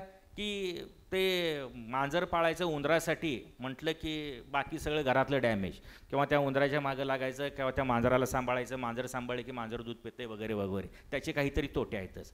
त्यानंतर मग आपण एक पिंजरा आणला, बरोबर, पण आता पिंजऱ्याला देखील रेजिस्टंट झालेत की काय, अशी परिस्थिती आहे, त्या पिंजऱ्यात उंदीर काही शिरत नाही. पण आता मार्केटमध्ये जर तुम्ही गेला, किती अल्टरनेटिव्ह प्रॉडक्ट्स आहेत. मीच परवा अगदी सहज मार्केटमध्ये गेलो होतो, एक साधं असं पॅड मला त्यांनी दिलं म्हणून ह्याच्यासाठी, एक ते स्टिक पॅड असते, ते जर घरात ठेवलं तर मला गेलं वर्षभरात माझ्या घरातली 2 उंदरं मला सापडत नव्हती, कारण इथं पुण्यात मांजर बी पाळायला येत नव्हतं. पण ते नुसतं स्टिक पॅड एक दिवस आणून ठेवलं, दोन्हीच्या दोन्ही येऊन मला चिटकली. दिस इज द इनोव्हेशन. लक्षात घ्या, ह्या गोष्टी ह्या ज्या मार्केटमध्ये आल्या आहेत त्या गोष्टी तुमच्याकडून अपेक्षित आहेत. तुमच्याकडे इनोव्हेशन नाही अशातला भाग नाही, तुमच्याकडे आहे. तुम्ही रील्स करताच ना वेगवेगळ्या प्रकारचे, रील्समध्ये तुमचं इनोव्हेशन आहेच. प्रत्येकाचं रील हे वेगवेगळं आहे, ते तुम्ही तुमच्या इन्स्टाला आज आमच्याकडून अपेक्षा काय आहे, रील करा. तुम्ही प्रॅक्टिकल करत असता, टायट्रेशन करताय केमिस्ट्रीच्या लॅबमध्ये, ते टायट्रेशन करत असताना एखादं रील करा ना, ते कुठेतरी अपलोड होऊ दे. तुमचं जे टायट्रेशनचं जे काही युनिक स्किल आहे, किंवा मायक्रोबायोलॉजीच्या लॅबमध्ये एखादं काय स्किलफुल प्रॅक्टिकल करताय ना, त्याचा व्हिडिओ करा, तो रीलच्या फॉर्ममध्ये तुम्ही अपलोड करा. तुमच्या डिपार्टमेंट लेवलला अनेक ॲक्टिव्हिटीज असतात, त्याचे सगळे फोटो असतात, ते एकत्र करा, त्याचा व्हिडिओ करा. त्याच्यामुळून बाकीच्यांना काहीतरी इन्स्पायरेशन मिळेल. अशा तुमच्या घरात लागणाऱ्या अनेक गोष्टी आहेत. तोच पार्ट म्हणजे इनोव्हेशन, इन्क्युबेशन, आणि मग स्टार्टअप आणि एंटरप्रेन्युअरशिप. स्टार्टअप आणि एंटरप्रेन्युअरशिप कशासाठी आली, तर तुम्ही नोकरीवरती डिपेंडंट राहू नये म्हणून. सगळ्यांना काय नोकऱ्या देणं शक्य नाही. तुम्हाला माहीत आहे, प्रायव्हेट सेक्टरला लिमिटेशन्स आहेत, गव्हर्नमेंट सेक्टरला लिमिटेशन्स आहेत. पण तुम्ही असं नॉलेज घ्यावं की ज्याच्यातून तुम्हाला स्वतःचा व्यवसाय करता आला पाहिजे. तुम्ही असं नॉलेज घ्यावं की ज्याच्यातून तुम्हाला स्वतःचा एखादा बिझनेस, एखादा प्रॉडक्ट डेव्हलप करता आला पाहिजे. आणि ह्या नॅशनल एज्युकेशन पॉलिसीशी रिलेटेड ह्या सगळ्या टर्मिनॉलॉजीज आहेत, इनोव्हेशन, इन्क्युबेशन, स्टार्टअप, एंटरप्रेन्युअरशिप. आणि त्याच्यासाठी आपल्या कॉलेजमध्ये एक वेगळा सेलसुद्धा एस्टॅब्लिश केला पाहिजे. आणि ॲट द बिगिनिंग, म्हणजे डिग्रीच्या सुरुवातीपासूनच जर ह्या गोष्टी तुम्हाला माहीत झाल्या, तर जेव्हा केव्हा तुम्ही डिग्रीतून पासआउट जाल त्यावेळेला you will be able to produce one of the product. तुमचा काहीतरी स्वतःमध्ये प्रॉडक्ट असेल मार्केटमध्ये, किंवा तुम्ही स्वतःचा काहीतरी बिझनेस तयार करण्याच्या क्षमतेनं ह्या महाविद्यालयातून बाहेर पडाल, अशी त्याच्या पाठीमागची अपेक्षा आहे. आणि अशा पद्धतीनं ही नॅशनल एज्युकेशन पॉलिसी हे केलेलं आहे. आम्ही तुम्हाला ॲडमिशनच्या वेळेला कंपल्सरी एक गोष्ट केली. काय कंपल्सरी गोष्ट केली? ABCID. कित्येक जणांना हे माहिती नव्हतं. What is that ABCID? Academic bank of credits. Academic bank of क्रेडिट्सचा एक जो कन्सेप्ट आला तो 2016-17ला आला, पण त्याचं खरं इम्प्लिमेंटेशन, इफेक्टिव्ह इम्प्लिमेंटेशन हे गेल्या वर्षापासून झालं म्हणायला काय हरकत नाही. त्याच्यामध्ये आमच्या प्राचार्य सरांना म्हणजे असं विशेष आम्हाला आभार मानावे वाटतात, कारण त्यांनी गेल्या वर्षापासून कंपल्सरी केलं. आणि युनिव्हर्सिटीचं जे काय टार्गेट होतं विद्यार्थ्यांचं ABCID क्रिएट करणं, ते सक्सेसफुल झालेलं आहे. आता हा ABCID तुम्ही क्रिएट केला आहे, आम्ही कंपल्सरी केलं, ॲडमिशन फॉर्मवरती ABCID भरायचं आहे, पण त्याचं ॲप्लिकेशन काय, किती जणांना माहिती आहे? For what purpose that ABCID has been created. लक्षात घ्या की तुम्ही ही जी डिग्री, जेव्हा तुम्ही डिग्री कंप्लीट करणार आहात, त्या डिग्रीचे कंपल्सरी जे क्रेडिट्स आहेत, म्हणजे एक पेपर 22 क्रेडिट, एक सेमिस्टर 22 क्रेडिट्स आहे. प्रत्येक सेमिस्टर वाईज तुमचे आता ते क्युम्युलेटिव्ह क्रेडिट्स असतील, ते क्रेडिट तुमचे अर्न होणारच आहेत. आत्तापर्यंत तुम्हाला मिळणारे मार्क हे फक्त तुमच्या मार्कलिस्टवरती होते, आणि मग तुम्ही कुठेतरी नोकरीसाठी गेला की तुम्ही ते मार्कलिस्ट दाखवत होता. पण याच्या पुढच्या काळामध्ये तसं होणार नाही आहे. तुम्हाला विद्यापीठानं तुमच्या कोर्सनुसार दिलेले जे क्रेडिट्स आहेत ते तर तिथं डिपॉझिट होतीलच, बरोबर. तुमच्या अकॅडमिक बँक ऑफ क्रेडिटमध्ये ते काय होणार आहे, म्हणजे it is a part of the DigiLocker, isn't it. म्हणजे जसं तुमच्या बँकेमध्ये खातं असतं, त्या खात्यामध्ये वेगवेगळ्या मार्गाने येणारे पैसे, म्हणजे तुम्ही शेअर मार्केटिंग करत असाल तर तिथनं येणारे पैसे तुमच्याच बँकेमध्ये जातात, तुमच्या शेतीतून येणारे पैसे तिथं जातात, तुमच्या पगाराचे पैसे त्याच एकाच बँकेच्या अकाउंटमध्ये जातात. तसं इथून पुढं तुम्ही डिग्री करत असताना जे क्रेडिट मिळवलेले असतात ते तिथं बाय डिफॉल्ट युनिव्हर्सिटीकडून डिपॉझिट होणारच आहेत. पण त्याच्याबरोबरच सायमल्टेनियसली तुमच्या मेन कोर्स व्यतिरिक्त जर तुम्ही काय ॲडिशनल कोर्सेस केले, फॉर एक्झाम्पल डिस्टन्स एज्युकेशनच्या माध्यमातून, आता तुम्हाला माहीत आहे ड्युअल डिग्रीचा प्रोग्राम आलेला आहे, कन्सेप्ट आलेला आहे. मेन डिग्रीबरोबर तुम्ही डिस्टन्स एज्युकेशनच्या माध्यमातून एखादी दुसरी डिग्री करू शकताय. मेन डिग्रीबरोबर काही ऑनलाईन प्लॅटफॉर्मवरती कोर्सेस आहेत. फॉर एक्झाम्पल स्वयंचा प्लॅटफॉर्म, आपल्या कॉलेजमध्ये स्पॉक किंवा स्वयंसाठीचं एक वेगळं युनिट आहे, लक्षात घ्या. त्या स्वयंच्या माध्यमातून गव्हर्नमेंट ऑफ इंडियानं जे काही कोर्सेस लॉन्च केलेले आहेत ते केलेले कोर्सेस के 4 क्रेडिटचे आहेत, 8 क्रेडिटचे आहेत, 16 क्रेडिटचे आहेत, ते साईड बाय साईड तुम्ही करू शकता. त्याच्यासाठी ओंकार गुरव की जे फिजिक्स डिपार्टमेंटचे हेड ऑफ डिपार्टमेंट आहेत ते त्याचे कोऑर्डिनेटर आहेत. त्या स्वयंच्या बाबतीचं जे काय अवेअरनेस किंवा त्याचे जे काय सर्क्युलर्स आहेत ते आम्ही रिपीटेडली त्या क्लासमध्ये सर्क्युलेट करत असतो. त्याच्या बाबतीत सुद्धा मी फार झालंच एक वेगळा आम्ही त्या सेल्फमार्फत तुमचं ओरिएंटेशन करेन, कारण अजून या सेमिस्टरमध्ये एनरोलमेंट ती ऑनगोईंग आहे. थोडक्यात काय, जर समजा तुम्ही एखादा ऑनलाईन कोर्स केला NPTELचा किंवा स्वयंचा, त्याच्यातून तुम्हाला जर काही क्रेडिट्स मिळाले तर ते क्रेडिटसुद्धा तुमच्या त्या अकॅडमिक बँक ऑफ क्रेडिटमध्ये जमा होणार आहेत. आणि जेव्हा तुम्ही नोकरीसाठी जाणार आहात त्यावेळेला तुमच्याकडे किती सर्टिफिकेट आहेत हे बघण्याच्या ऐवजी ती इंडस्ट्री किंवा गव्हर्नमेंट ऑफिस काय बघणार आहे की तुमच्या अकॅडमिक बँक ऑफ क्रेडिटमध्ये किती क्रेडिट्स जमा झालेले आहेत.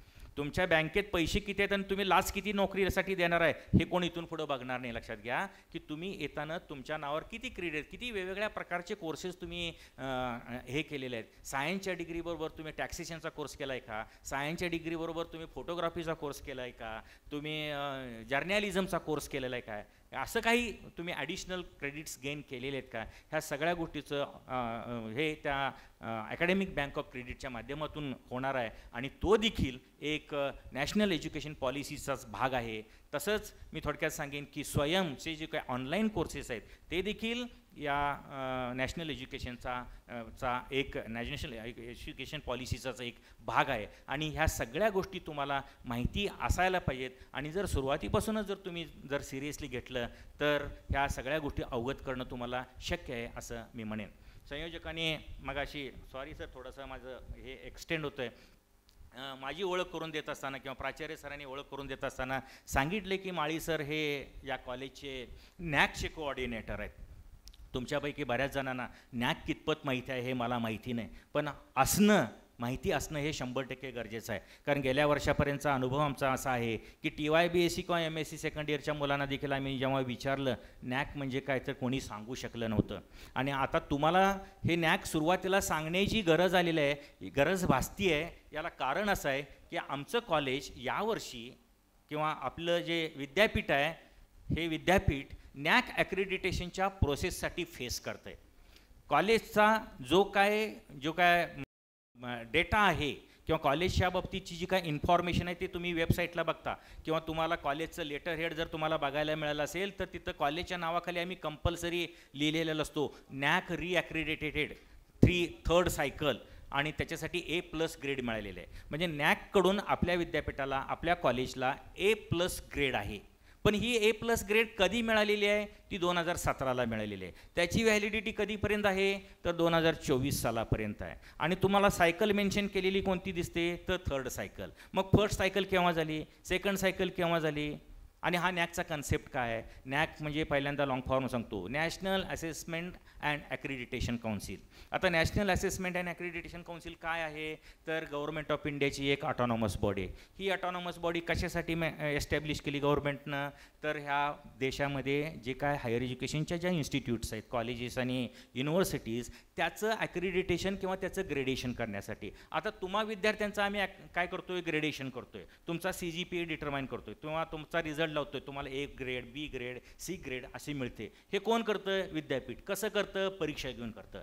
तसं तुम्ही आमच्या कॉलेजला का आला, आम्हाला A+ ग्रेड मिळाली. पण आम्हाला A+ ग्रेड कोण दिली, त्या नॅकनं ग्रेड. ती कशाच्या बेसवरती दिली, नुसतं बिल्डिंग बघून आम्हाला A+ ग्रेड दिली का, नाही. त्याच्यासाठी क्रायटेरिया आहेत, लक्षात घ्या. आणि ते क्रायटेरियाज कोण ठरवले तर नॅक ह्या बॉडीनं ठेवले. नॅक ही बॉडी म्हणजे काय, नॅशनल असेसमेंट अँड ॲक्रिडिटेशन काउन्सिल. ती बॉडी कुठं आहे तर त्याचं हेड ऑफिस आहे कुठं, बेंगलोरला.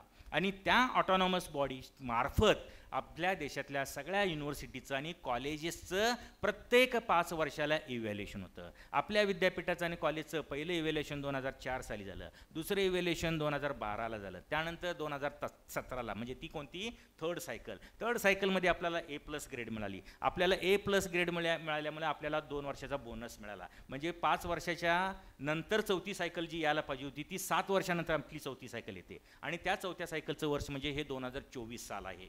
आणि तुम्ही परत लकी आहात असं मी म्हणेन, कारण तुम्ही या कॉलेजमध्ये त्या पिरियडमध्ये ॲडमिशन घेतलेलं आहात की ज्या पिरियडमध्ये या कॉलेजचं नॅकची असेसमेंट होणार आहे. आता तुम्ही कसं मार्च एप्रिलमध्ये कसं असता बरं, परीक्षेला देणार असता आणि म्हणून तुम्ही सगळा अभ्यास केलेला असता आणि त्यावेळेला जर आम्ही तुम्हाला तुमच्या व्हायवा घेतला तर तुम्हाला तो सोपा जातो, किंवा थेअरी परीक्षेनंतर प्रॅक्टिकल ठेवलं तर तुमचा व्हायवा हा सोपा जातो कारण तुमचा अभ्यास झालेला होतो. आता तशीच परिस्थिती आहे. आम्ही नॅकच्या प्रोसेसला या महिन्यात म्हणजे या किंवा पुढच्या महिन्यात हे करतोय. नॅकची कमिटी आपल्याकडे व्हिजिटसाठी येणार आहे आणि आम्ही नॅकची पूर्ण तयारी केलेली आहे. जसं की आता तुम्ही प्रत्येक डिपार्टमेंटला लॅबॉरेटरीजला गेल्यानंतर तुमच्या लक्षात आलं असेल की सगळ्या वेगवेगळ्या प्रकारचे फ्लेक्स, बोर्ड, रंगकाम, अगदी सगळे इन्स्ट्रुमेंट सगळे जिकडं तिकडे ठेवलेले आहेत. त्यामुळं तुमचा जो काय अरायवल झाला आहे, तुमचा पायगुणच म्हणायला काय हरकत नाही बरं का काय. आणि अतिशय म्हणजे चांगल्या हेल्दी म्हणजे अगदी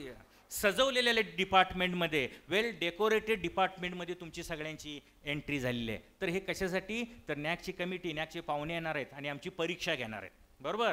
आता ती परीक्षा कोणती राहिलेली आहे, फक्त तोंडी परीक्षा राहिलेली आहे. मग थेअरी परीक्षेचं काय, थेअरी परीक्षा आम्ही ऑलरेडी देऊन बसलेलो आहे. 70% इव्हॅल्युएशन आमचं झालेलं आहे. थेअरी परीक्षा कशी झाली आहे, तर त्यांनी जे मागितलेले प्रश्न होते त्याची उत्तरं आम्ही ऑलरेडी प्रूफसहित दिलेली आहेत. आता ते प्रश्न कसे आहेत, 7 प्रश्न आहेत. 7 प्रश्न म्हणजे काय, 7 वेगवेगळ्या क्रायटेरियाज आहेत.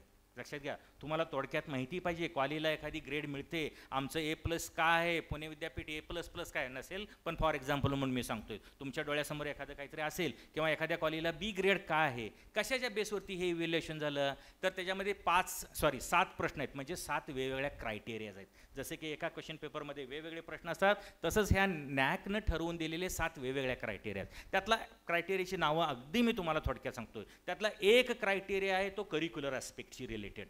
करिक्युलर ॲस्पेक्ट म्हणजे काय, अभ्यासक्रमांशी संबंधित. म्हणजे आम्ही आमच्या विद्यापीठानं कॉलेजनं तुमच्यासाठी डिझाईन केलेला अभ्यासक्रम कसा आहे, त्या अभ्यासक्रमचा काय आउटकम आहे किंवा नाही, तो अभ्यासक्रम तुमच्यापर्यंत कसा पोहोचवला जातो, तो अभ्यासक्रम आमचे शिक्षक कंप्लीट करतात किंवा नाहीत, 100% टीचिंग होतंय किंवा नाही, तुमचा रिझल्ट चांगला लागतोय किंवा नाही, हे सगळं त्या करिक्युलर ॲस्पेक्टमध्ये कव्हर केलं जातं.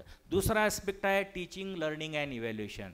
लक्षात घ्या, टीचिंग लर्निंग प्रोसेस कशी होते, ॲडव्हान्स्ड पद्धतीनं टीचिंग लर्निंग. टीचिंग म्हणजे शिक्षकांची बाजू झाली, शिक्षक कसं टीच करतात. लर्निंग म्हणजे तुमची बाजू झाली, तुम्ही लर्नर्स कसे आहात आणि दोघांमध्ये इंटरनेट ॲक्शन कशी होते. टीचिंग लर्निंगसाठी लागणारं जे काय इन्फ्रास्ट्रक्चर आहे किंवा नाही आहे, शिक्षक फक्त फळा आणि खडू ह्या ट्रॅडिशनल मेथडनं शिकवतात का ICTचा वापर करतात किंवा नाहीत, ऑनलाईन टीचिंग होतंय किंवा नाही, पॉवर पॉईंटचा वापर होतोय किंवा नाही, लाईव्ह टीचिंग होतंय किंवा नाही, ह्या सगळ्या गोष्टीचं ऑब्झर्वेशन त्या क्रायटेरियातून बघितलं जातं. त्याच्यासाठी जर रिक्वायर्ड इन्फ्रास्ट्रक्चर आहे किंवा नाही.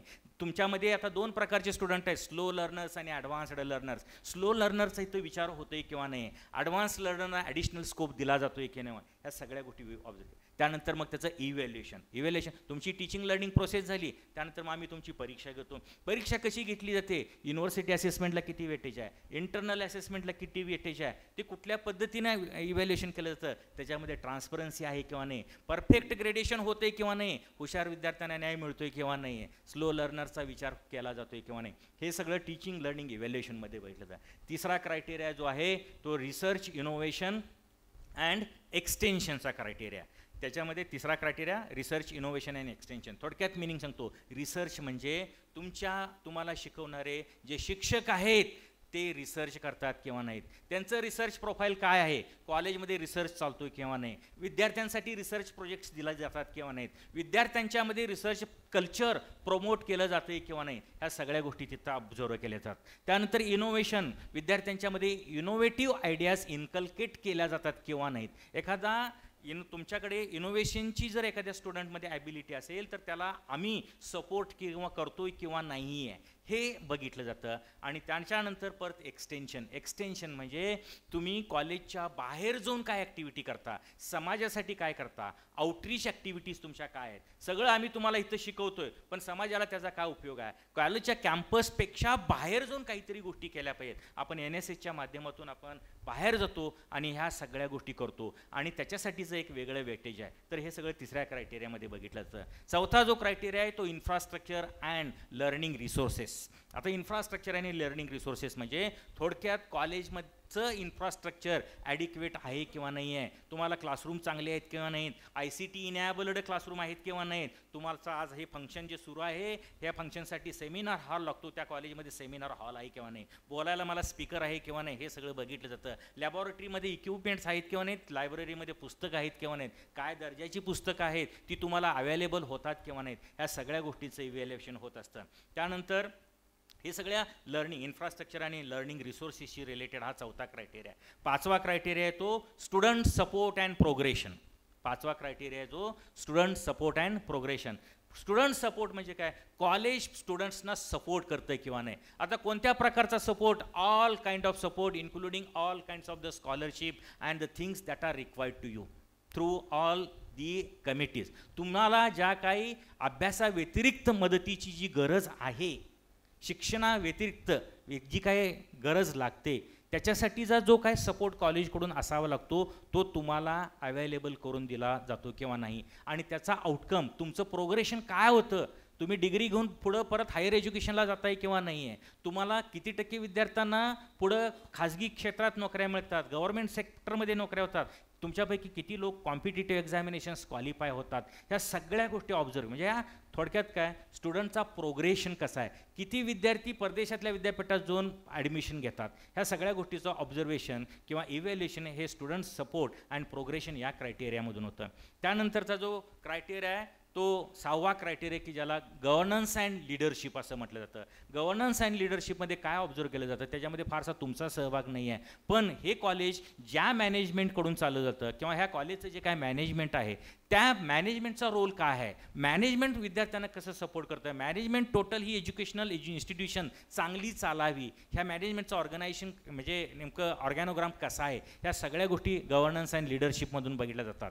आणि लास्ट जो क्रायटेरिया आहे तो जो आहे तो इन्स्टिट्यूशनल बेस्ट प्रॅक्टिसेस. सातवा जो क्रायटेरिया आहे, आमच्या सातव्या क्रायटेरियातून ह्या कॉलेजमध्ये कोणत्या बेस्ट प्रॅक्टिसेस चालतात किंवा त्याचा हे काय आहे नेमका युनिकनेस काय, what is the distinctiveness of this institution. नेमकं तुम्हाला या कॉलेजमध्ये काय ॲडमिशन घ्यावं असं वाटलं, या कॉलेजचं वेगळं पण काय आहे, ह्या सगळ्या गोष्टी ह्याच्यातून ऑब्झर्व केल्या जातात. तर हा सगळा पार्ट झाला थेअरीचा. आणि हे सगळं ह्याच्यासाठी लागणारा जो डेटा आहे तो आम्ही नॅकसाठी पाठवलेला आहे. आणि आता त्याचं फिजिकल व्हेरिफिकेशन करण्यासाठी किंवा आमचा व्हायवा घेण्यासाठी नॅकची कमिटी या मंथच्या अखेरीस किंवा पुढच्या महिन्यामध्ये येणार आहे आणि ती देखील तुमच्याशी इंटरॅक्ट होणार आहे आणि त्यानुसार आपल्या ह्या कॉलेजची ग्रेड ठरणार आहे. आणि आम्हा सर्वांचं टार्गेट आहे, आता यापूर्वी आम्हाला A+ ग्रेड होती आणि तुमच्या सर्वांच्या सहकार्यानं आमचं असं टार्गेट आहे की यावर्षी आपल्याला A++ आमच्या कॉलेजला आणि या विद्यापीठाला आपल्याला सगळ्यांना मिळवून द्यायचं आहे. आणि हे जर अचीव करायचं असेल तर तुमचा रोल अतिशय महत्त्वाचा आहे आणि त्या रोलची मी तुमच्याकडून अपेक्षा करतोय. तर मी नॅकच्या बाबतीत आणि NEPच्या बाबतीत बरंचसं बोललो. तुम्हाला माहीत आहे की मगाशी प्रिन्सिपल NDAचे जे होते त्यांनी सांगितले की 2047 आपल्याला विकसित भारत बघायचा आहे. विकसित भारत हा तुम्ही स्वतःशी थोडाफार रिलेट करून घेतला पाहिजे. लक्षात घ्या, 2047 आज आमचं वय, माझं स्वतःचं वय सांगू नये पण तरीसुद्धा सांगतो, आता माझं 54 आहे. 2047ला मी म्हातारा असणार आहे. आणि आता तुम्ही स्वतः इमॅजिन करा की तुमचं 2047ला वय काय असणार आहे. म्हणजे 2047साठी हा भारत देश हा फक्त तुमच्या आणि तुमच्या हातात आहे, बरोबर का. विकसित भारत हा तुमच्या हातात आहे. आणि जर विकसित भारत दीर्घकाळासाठी जर टिकवायचा असेल, तुम्हाला दीर्घकाळासाठी जर टिकवायचं असेल तर तुमची जडणघडण ही आत्ता या मोमेंटपासून सुरू व्हायला पाहिजे. आणि तर तुम्ही 2047ला खऱ्या अर्थानं डिक्लेअर करू शकणार आहे की मी विकसित भारताचा नागरिक आहे. आणि त्याच्यासाठी या सगळ्या गोष्टीची सुरुवात झालेली आहे, याची जाणीव तुम्हाला असायला पाहिजे. मी फक्त एक शेवटचा कन्सेप्ट सांगतो आणि मी माझी रजा घेतो. एक कन्सेप्ट सांगतो.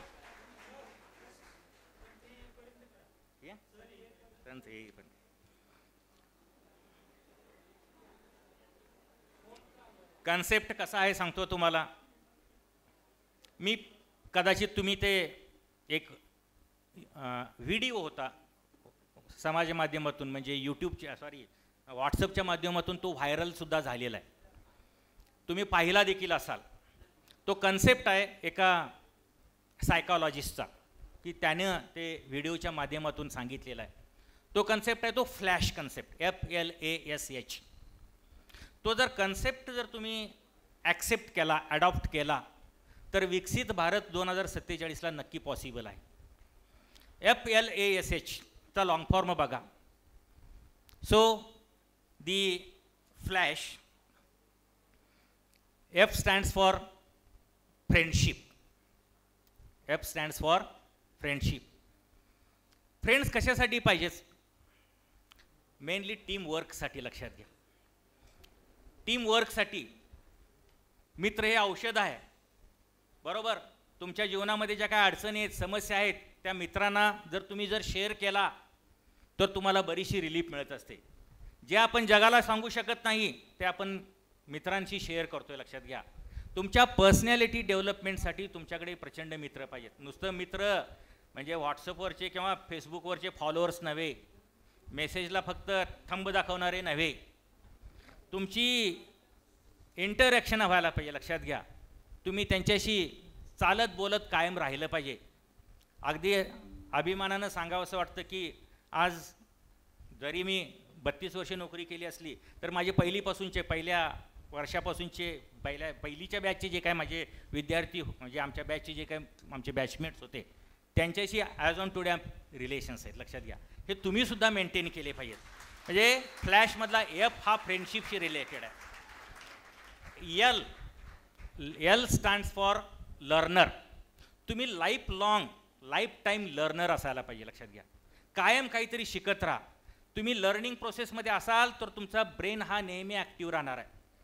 जर तुम्ही लर्निंग प्रोसेसच्या बाहेर गेला तर तुमचा ब्रेन डिटोरेट होणार आहे, तुम्हाला काही ना काही आजार घडणार आहेत. हे जर टाळायचं असेल तर तुम्ही लाईफ टाईम लर्नर पाहिजे. त्यानंतर फ्लॅशमधला तिसरा लेटर येतं ते A stands for art. Art काय? काहीतरी तुमच्याकडे कला असायला पाहिजे, काहीतरी तुमच्याकडे छंद असायला पाहिजे. म्हणजे तुम्हाला काहीतरी तुमच्या आवडीचं करत राहावं असं सतत वाटलं पाहिजे. मग तो छंद कसा असेल, काही असेल, पुस्तक वाचनाचा असेल किंवा रील करण्याचा असेल, ते करा. तुमचं मन त्याच्यामध्ये रमतंय. आणि जर तुम्हाला कोणत्याही प्रकारचा छंद आवड नसेल तर तुमच्या मित्रांचा काय जो छंद आहे, त्यांच्याकडे ज्या काही कला आहेत ते तरी कमीत कमी बघा. टी व्ही बघणं हा देखील छंद असू शकतो, चांगल्या गोष्टी टी व्हीवरच्या. बरोबर, you should have some art. त्यानंतर येतं आहे S काय सांगतंय? S stands for spirituality. S stands for spirituality. Spirituality म्हणजे काय? थोडासा आध्यात्मिक अभ्यास. अध्यात्म तुम्ही म्हणाल, आता तुम्ही एवढं सगळं शिक्षणाचं सगळं सांगताय आणि एका बाजूने आणि दुसऱ्या बाजूने अध्यात्माकडे जावं म्हणताय काय? That is a part of national education policy. लक्षात घ्या की अध्यात्म तुम्हाला काय करतंय, तुमचे जे काय अनवॉन्टेड मेंटल ब्लॉकेजेस आहेत ना त्याच्यातून तुम्हाला रिमूव्ह करत असतंय. तुम्हाला रिपीटेडली येणारा जो राग असतो, तुमचे जे काही गैरसमज होत असतात, तुमच्या मनामध्ये जी काय स्पर्धा निर्माण झालेली असते, नको तेवढा काय हव्यास म्हणतो आपण ज्याला, तो जो काय निर्माण झालेला असतो तो सगळा त्याच्यातून कमी होतो. चांगलं काय, वाईट काय, हे स्पिरिच्युअलिटी. आणि त्याच्यासाठी आपल्याला एखादा गुरु असावा लागतो. तो गुरु तुम्ही तो शोधायचा असतो आणि त्या गुरुचं जे काय मार्गदर्शन असतंय त्या मार्गदर्शनानं तुम्ही राहायचं असतंय. म्हणजे स्पिरिच्युअलिटी एक महत्त्वाचा भाग आहे. आणि फ्लॅशमधला S नंतर शेवटचं जे वर्ड आहे ते H, आणि H stands for helping nature. तुम्ही always you must be helpful to other. जर जगाला जर तुम्ही मदत करत राहिला तर तुम्हाला आयुष्यात काहीच कमी पडणार नाही. जी माणसं व्हॉलंटियर म्हणून काम करतात, जगाला हेल्पफुल असतात, त्यांचा हॅपीनेस इंडेक्स एकदम हाय लेवलचा असतो. ते ऑलवेज दे आर हॅपी. आणि हे जर तुम्ही फ्लॅशचा जर कन्सेप्ट तुम्ही सर्वांनी जर ॲडॉप्ट केला तर नक्कीच 2047ला तुम्हीच ज्या विकसित भारताचे घटक आहात ते हा भारत विकसित करू शकाल आणि त्याचा तुम्हाला स्वतःला सार्थ अभिमान असू शकेल. एवढंच मी या इंडक्शनच्या निमित्तानं बोलेल आणि थांबेल. Thank you.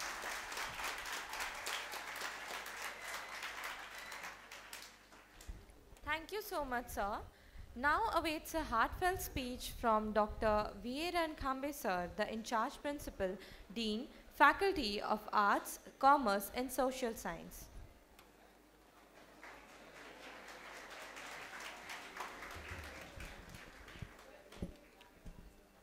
Last 4 to 5 minutes.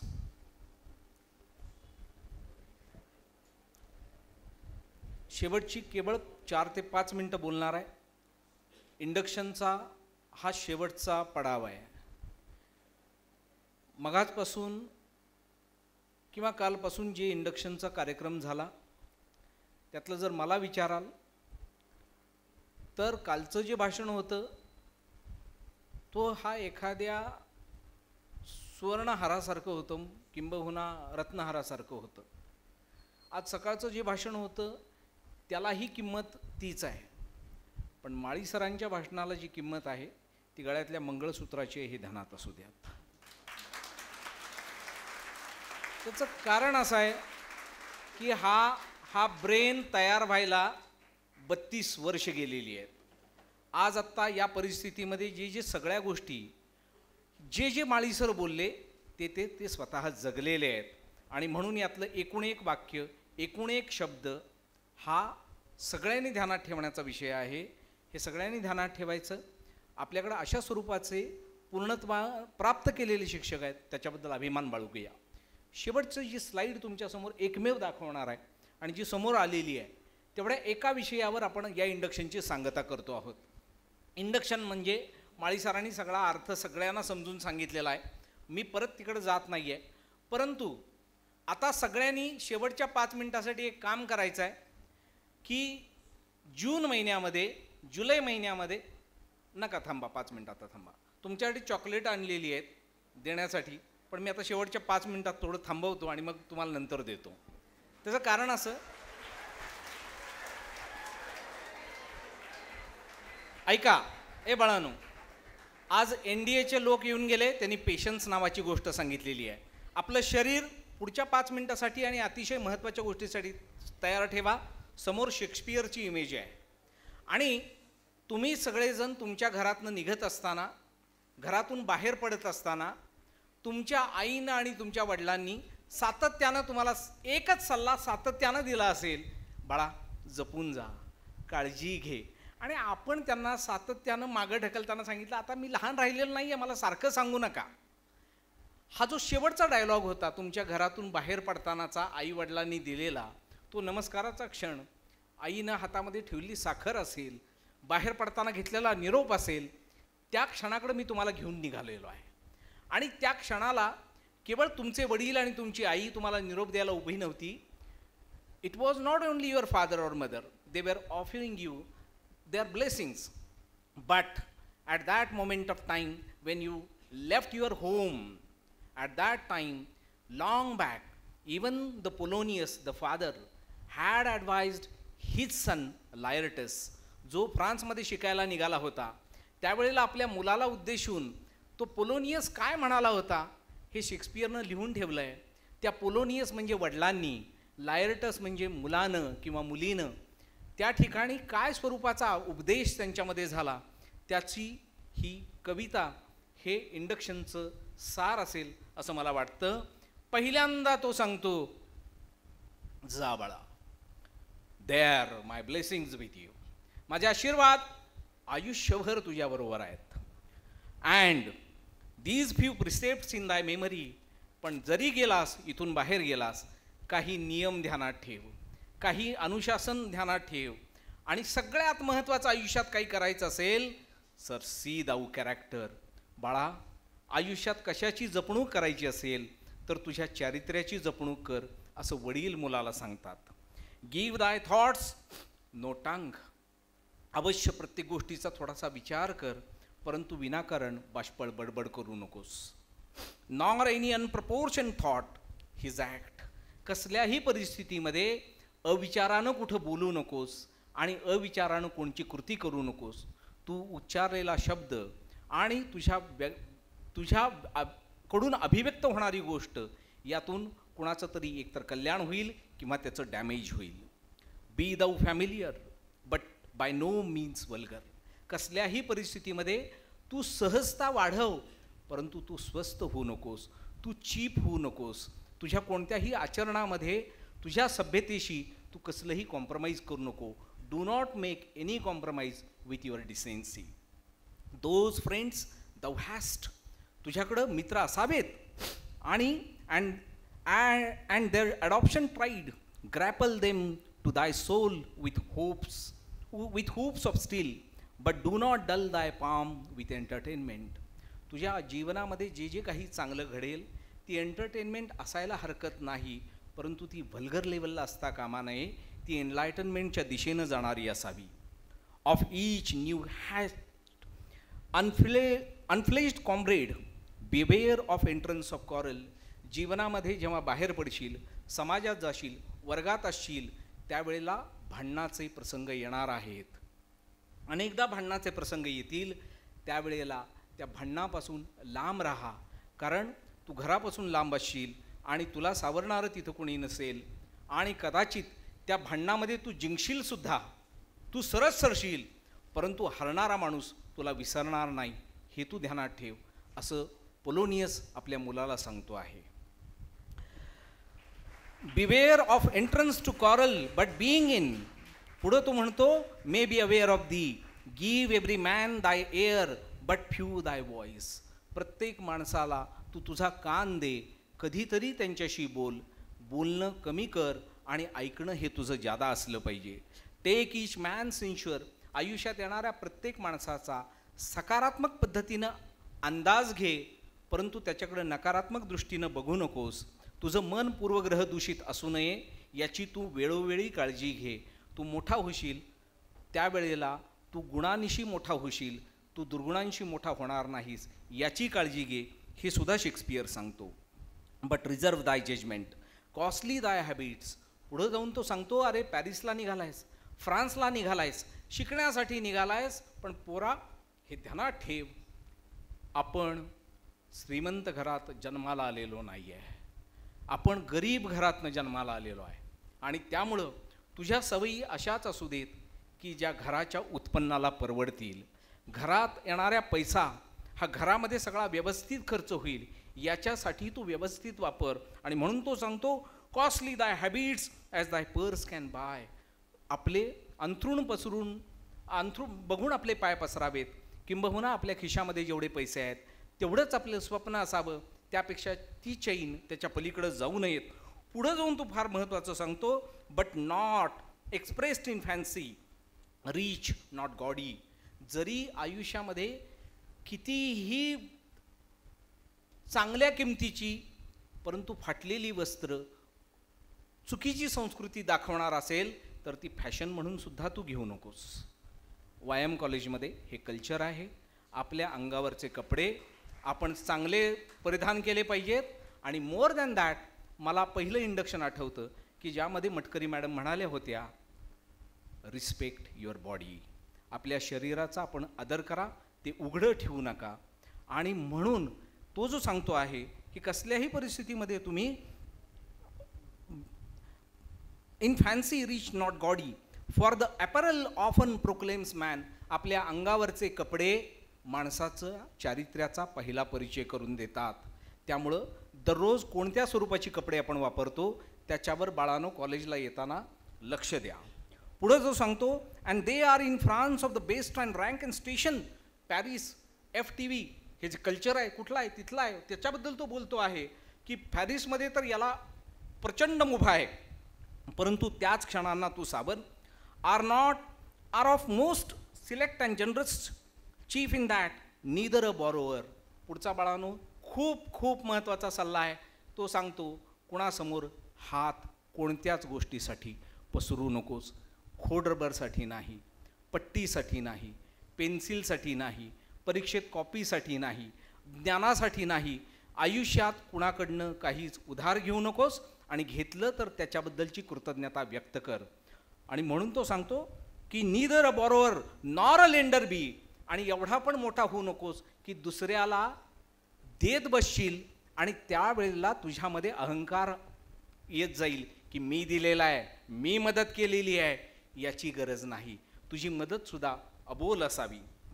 For loan often loses. कशासाठी लोन घेऊ नका आणि कशासाठी लोन काढू नका, कारण the loan often loses both it self and friend. जीवनातली मैत्री पण संपते आणि जीवनामधलं आपलेपण पण संपतं, आणि म्हणून कसल्याही परिस्थितीमध्ये ते करू नको. And borrowing dulls the edge of husbandry. This above all thine own self be true. आयुष्यात कशासाठी जर राहायचं असेल आणि जगायचं असेल तर तू तुझ्याशी प्रामाणिक राहा. तू तुझ्या काही मूल्यानिशी जग. जगाचे मूल्य बाजूला ठेवली तरी चालतील, पण तुझ्याकडं तुझं काही मत असू देत. तुझ्या 240 ग्रॅम वजनाच्या मेंदूला काही कळतं, त्या पद्धतीनं तू कधीतरी जग, त्या पद्धतीनं तू काहीतरी थोडा पुढं जा, हे तो सांगतो आहे.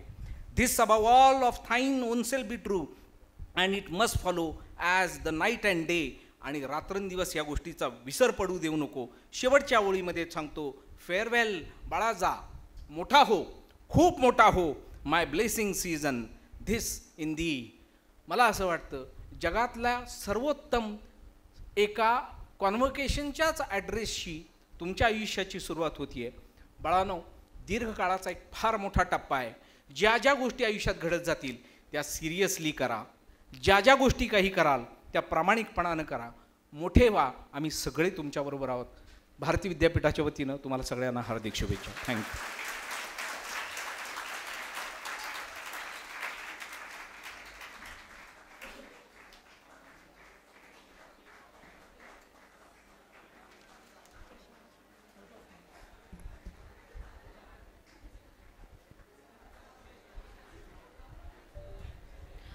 Now I call upon Dr. Far sir to deliver the vote of thanks.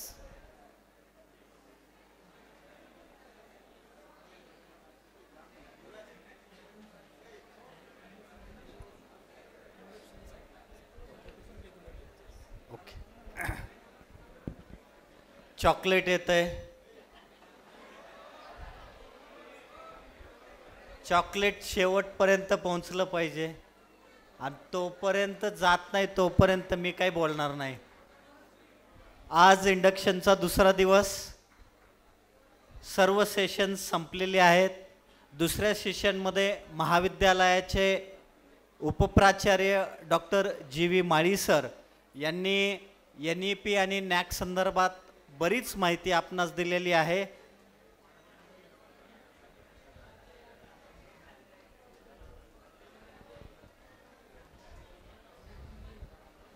दरवाजा लावा. संपलंय.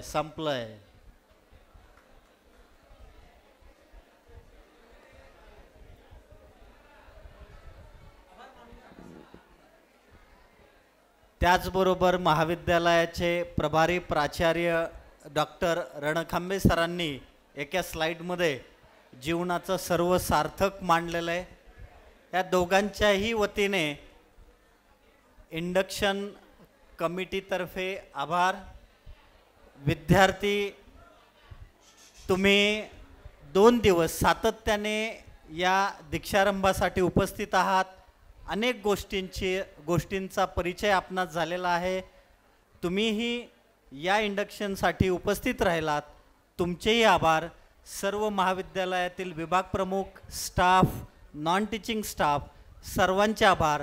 आणि आत्ताच हा सर्व इंडक्शनचा कार्यक्रम संपला असं जाहीर करतो. उद्यापासून आपले रेग्युलर लेक्चर्स आणि रेग्युलर कॉलेज सुरू होतं आहे. सर्वांनी नोंद घ्यायची आहे. धन्यवाद.